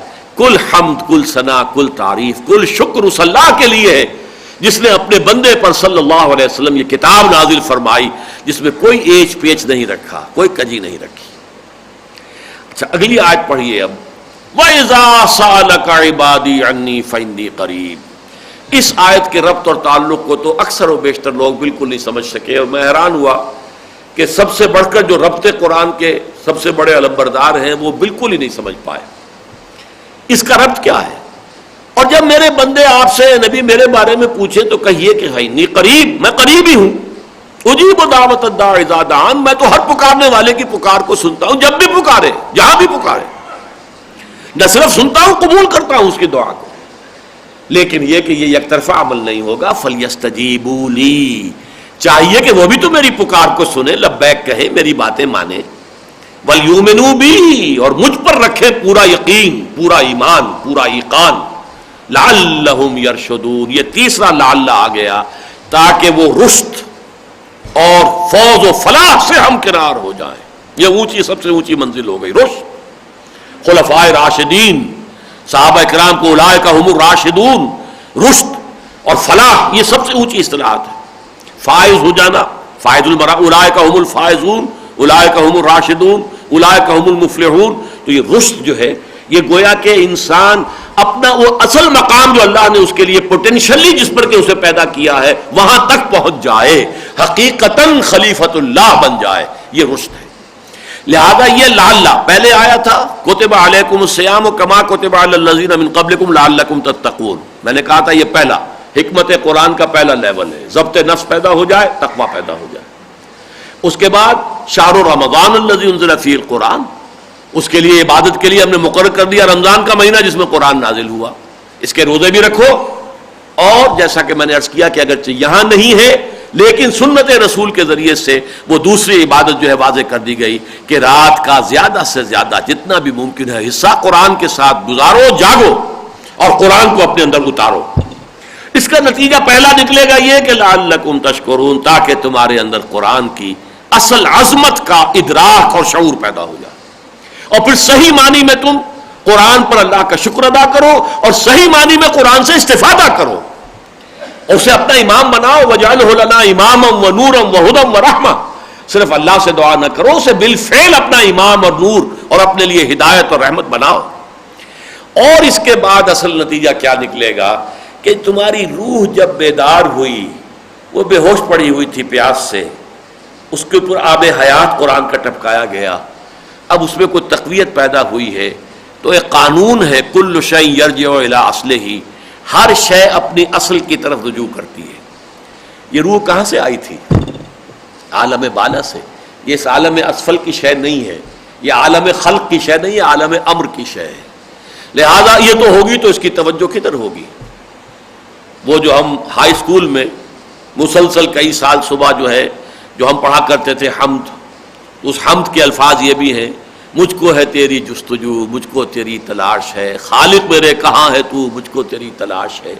روح انسانی جو ہے اس کے اندر جو طلب پیدا ہوتی ہے وہ قرب خداوندی کی ہے، بلکہ اللہ تعالیٰ سے وصل، اللہ کا قرب حاصل کرنا. یہ ہے کہ جو روح کے اپنے اندر جو اس کی طلب ہے، جو دبی ہوئی تھی اس کی طرف دھیان ہی نہیں، اس کی طرف توجہ ہی نہیں، وہ تو بیچاری سسک رہی تھی، بے ہوش پڑی تھی، یا ابو جہل جیسے لوگوں کی مر چکی تھی، ختم ہو چکی تھی. وہ بحیثیت انسان مر چکے تھے، ان کی روح ختم ہو چکی تھی. وہ تو صرف حیوان ابو جہل زندہ تھا، حیوان ابو لہب زندہ تھا، انسان ابو لہب اور انسان ابو جہل مر چکے تھے. لیکن کچھ لوگ ہیں کہ جو مرے نہیں، ابھی روح سسک رہی ہے، بالکل بے ہوش ہے. لیکن ہوش میں آ گئی تو اب کدھر متوجہ ہوگی؟ جب ادھر متوجہ ہوگی خالق میرے کہاں ہے تو، مجھ کو میری تلاش ہے، تو اب اس کے اندر جو یہ داعیہ پیدا ہوگا قرب الہی کی تلاش کا، اللہ سے ہم کلام ہونے کا، اللہ سے مناجات کرنے کا. تو اس کے لیے فرمایا جب میرے بندے آپ سے میرے بارے میں سوال کریں تو ان کو بتا دیجئے میں کہیں دور نہیں، مجھے پکارنے کے لیے ویرانوں میں جانے کی ضرورت نہیں ہے، مجھ سے لو لگانے کے لیے کہیں جا کر گپھاؤں میں اور جنگلوں میں اور پہاڑوں کی چوٹیوں پر یا غاروں میں بیٹھ کر جو ہے تپسیاؤں کی ضرورت. جب چاہو جہاں چاہو مجھ سے ہم کلام ہو جاؤ. اس سے بڑا اوپن لائسنس جو ہے واقعہ یہ ہے.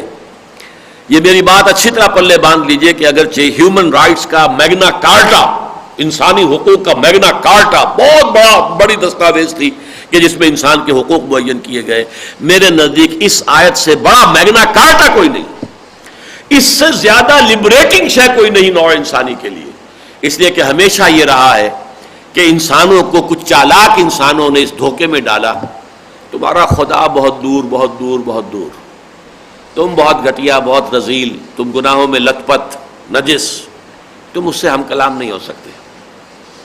کچھ انٹرمیڈیریز ہیں، کچھ درمیانی لنکس ہیں، کچھ دیوتا ہیں، کچھ دیویاں ہیں، اور اہل اللہ ہیں، کچھ فوت شدہ ہیں، ان کے مقابر ہیں، ان کے مجاور ہوتے ہیں، پروہت ہوتے ہیں، پجاری ہوتے ہیں، ان کی مٹھی گرم کرو، ان کو نذرانے پیش کرو، پھر یہ تمہاری درخواستیں جو ہے پہنچائیں گے وہاں تو شاید قبول ہو جائے.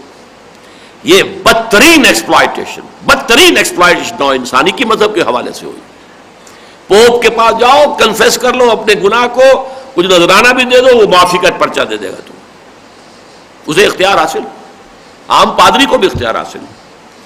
یہ جو ہے کہ انسان کے اور اللہ کے درمیان کچھ حاجب، کچھ دربان، کچھ انٹرمیڈیریز، ان کو بٹھا کر اور انسان کے اور اللہ کے درمیان فاصلہ، یہ ہے در حقیقت جسے اقبال نے کہا کہ پیران کلیسا کو کلیسا سے اٹھا دو، کیوں خالق و مخلوق میں حائل رہے پردے، پیران کلیسا کو کلیسا سے اٹھا دو.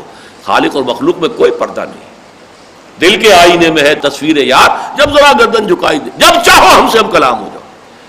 وَإِذَا سَأَلَكَ عِبَادِي عَنِّي فَإِنِّي قَرِيبٌ أُجِيبُ دَعْوَةَ الدَّاعِ إِذَا دَعَانِ.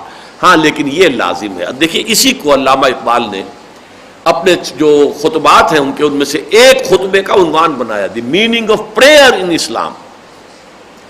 یہ دعا کیا ہے؟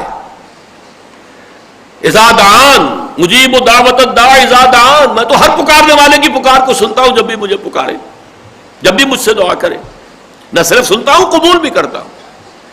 یہ دعا کیا ہے؟ اقبال نے بہت خوبصورت تعبیر کی ہے. یہ ہمارے اندر جو روح ہے، یہ ہماری انائے صغیر ہے. یہ میں جب میں کہتا ہوں تو میرا اصل میں یہ روحانی وجود ہے، انائے صغیر، دی فائنائٹ ایگو، انائے محدود. اور اللہ کیا ہے؟ وہ انائے لا محدود، جس کے لیے پھر میرے ذہن میں آ گئی ہے وہ آیت قرآن مجید میں سورہ طٰہٰ کے ابتدا میں جو آیت آئی ہے، وہ اللہ تعالیٰ کے انائے کبیر، اس کی عظمت اور جلالت کے لیے شاید اس سے زیادہ موضوع الفاظ نہ ہو. اننی انا اللہ لا الہ الا انا فاعبدنی واقم الصلاۃ لذکری. یقیناً میں ہی ہوں اللہ جو الہ واحد ہے، کوئی الہ نہیں ہے میرے سوا، بس میری بندگی کرو. اننی لا الہ الا انا، اننی انا اللہ لا الہ الا انا فاعبدنی. یہ انا، یہ انائے کبیر ہے، بڑی انا، انفائنائٹ ایگو، انائے مطلق، انائے لا محدود.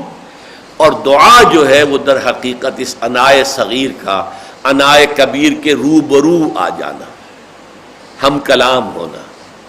یہ چھوٹی انا میری اور یہ بڑی، بہت بڑی انا اللہ کی. جب یہ چھوٹی انا روبرو ہوتی ہے، اسی لیے دیکھیے کہا حضور نے الصلاۃ معراج المومنین. یہ نماز تو اصل میں اہل ایمان کی معراج ہے. جیسے مخاطبہ الہی سے محمد الرسول اللہ سرفراز ہوئے معراج میں، اسی طریقے سے ایک بندہ مومن نماز کے اندر اللہ سے ہم کلام ہوتا ہے. وہ جو حدیث قدسی ہے، قسمت الصلاۃ بینی و بین عبدی نصفین، اس کی شرح کے اندر تفصیل آتی ہے. جب بندہ کہتا ہے الحمدللہ رب العالمین، اللہ فوراً فرماتا ہے حمدنی عبدی، میرے بندے نے میری حمد کی ہے. جب کہتا ہے الرحمن الرحیم اثنا علی عبدی، میرے بندے نے میری ثنا کی ہے. جب بندہ کہتا ہے مالک یوم الدین، اللہ فرماتا ہے مجدنی عبدی، میرے بندے نے میری بزرگی بیان کی ہے. یہ جو قرب ہے یہ ہے دعا. دس از دی ایسنس آف دعا.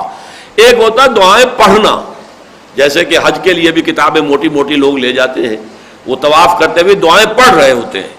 وہ دعا کا پڑھنا اور ہے دعا کا مانگنا، دعا میں ہم کلام ہونا اللہ سے، یہ بالکل دوسری شے ہے. چاہے وہ ایک ہی دعا ہے کہ جو پڑھی جاتی ہے رکن یمانی، اور پھر وہ جو سب سے بڑا رکن ہے جہاں پہ کہ حجر اسود ہے، وہ اگلے رکوع میں وہ آ بھی جائے گی، بلکہ اس سے اگلے رکوع میں ربنا آتنا فی الدنیا حسنۃ وفی الآخرۃ حسنۃ وقنا عذاب النار، یہ گویا کہ سب سے بڑی دعا ہے۔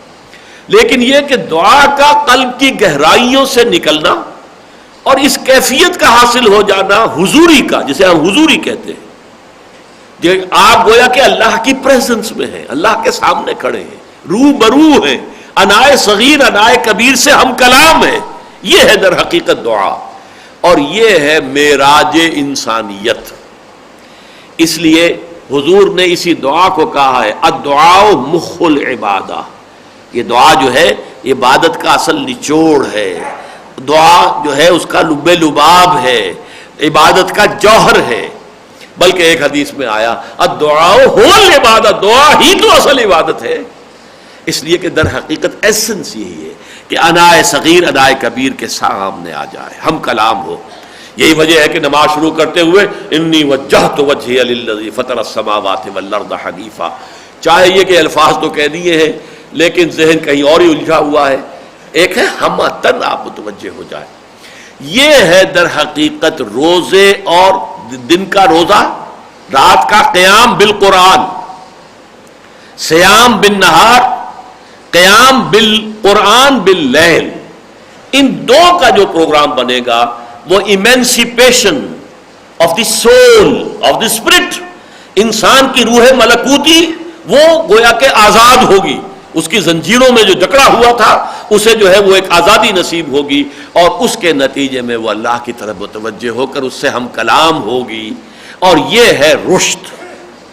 لیکن اس کے لیے جو شرط لازم ہے وہ صرف ایک، فَلْيُؤْمِنُوا بِي فَلْيَسْتَجِيبُوا لِي وَلْيُؤْمِنُوا، میرا حکم بھی مانو۔ یہ دو طرفہ معاملہ ہوگا میرے ساتھ، یک طرفہ نہیں۔ ان تنصروا اللہ ینصرکم، اگر تم اللہ کی مدد کرو گے اللہ تمہاری مدد کرے گا۔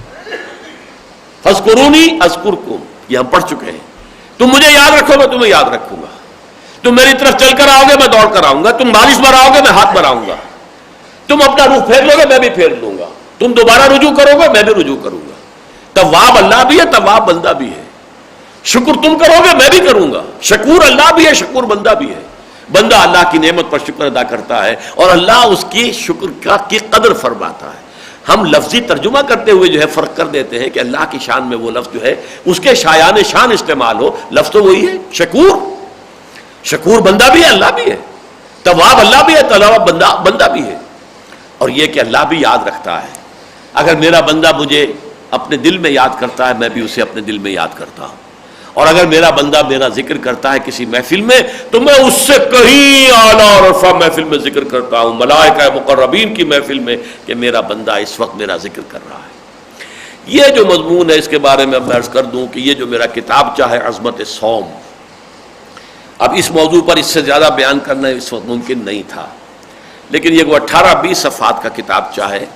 میں یہ مشورہ دوں گا کہ ضرور اس موقع پر اس کو پڑھ لیں۔ حکمت و احکام صوم، اگرچہ 2 آیتیں رہ گئی ہیں وہ تو اب اگلی اتوار ہی کو ہوں گی، لیکن بہرحال یہ کہ اس میں جو حکمت صوم ہے اس کے 3 درجے جو ہیں آج کسی نہ کسی درجے میں بیان ہو گئے ہیں۔ اقول قولی ھذا واستغفر اللہ لی ولکم ولسائر المسلمین والمسلمات۔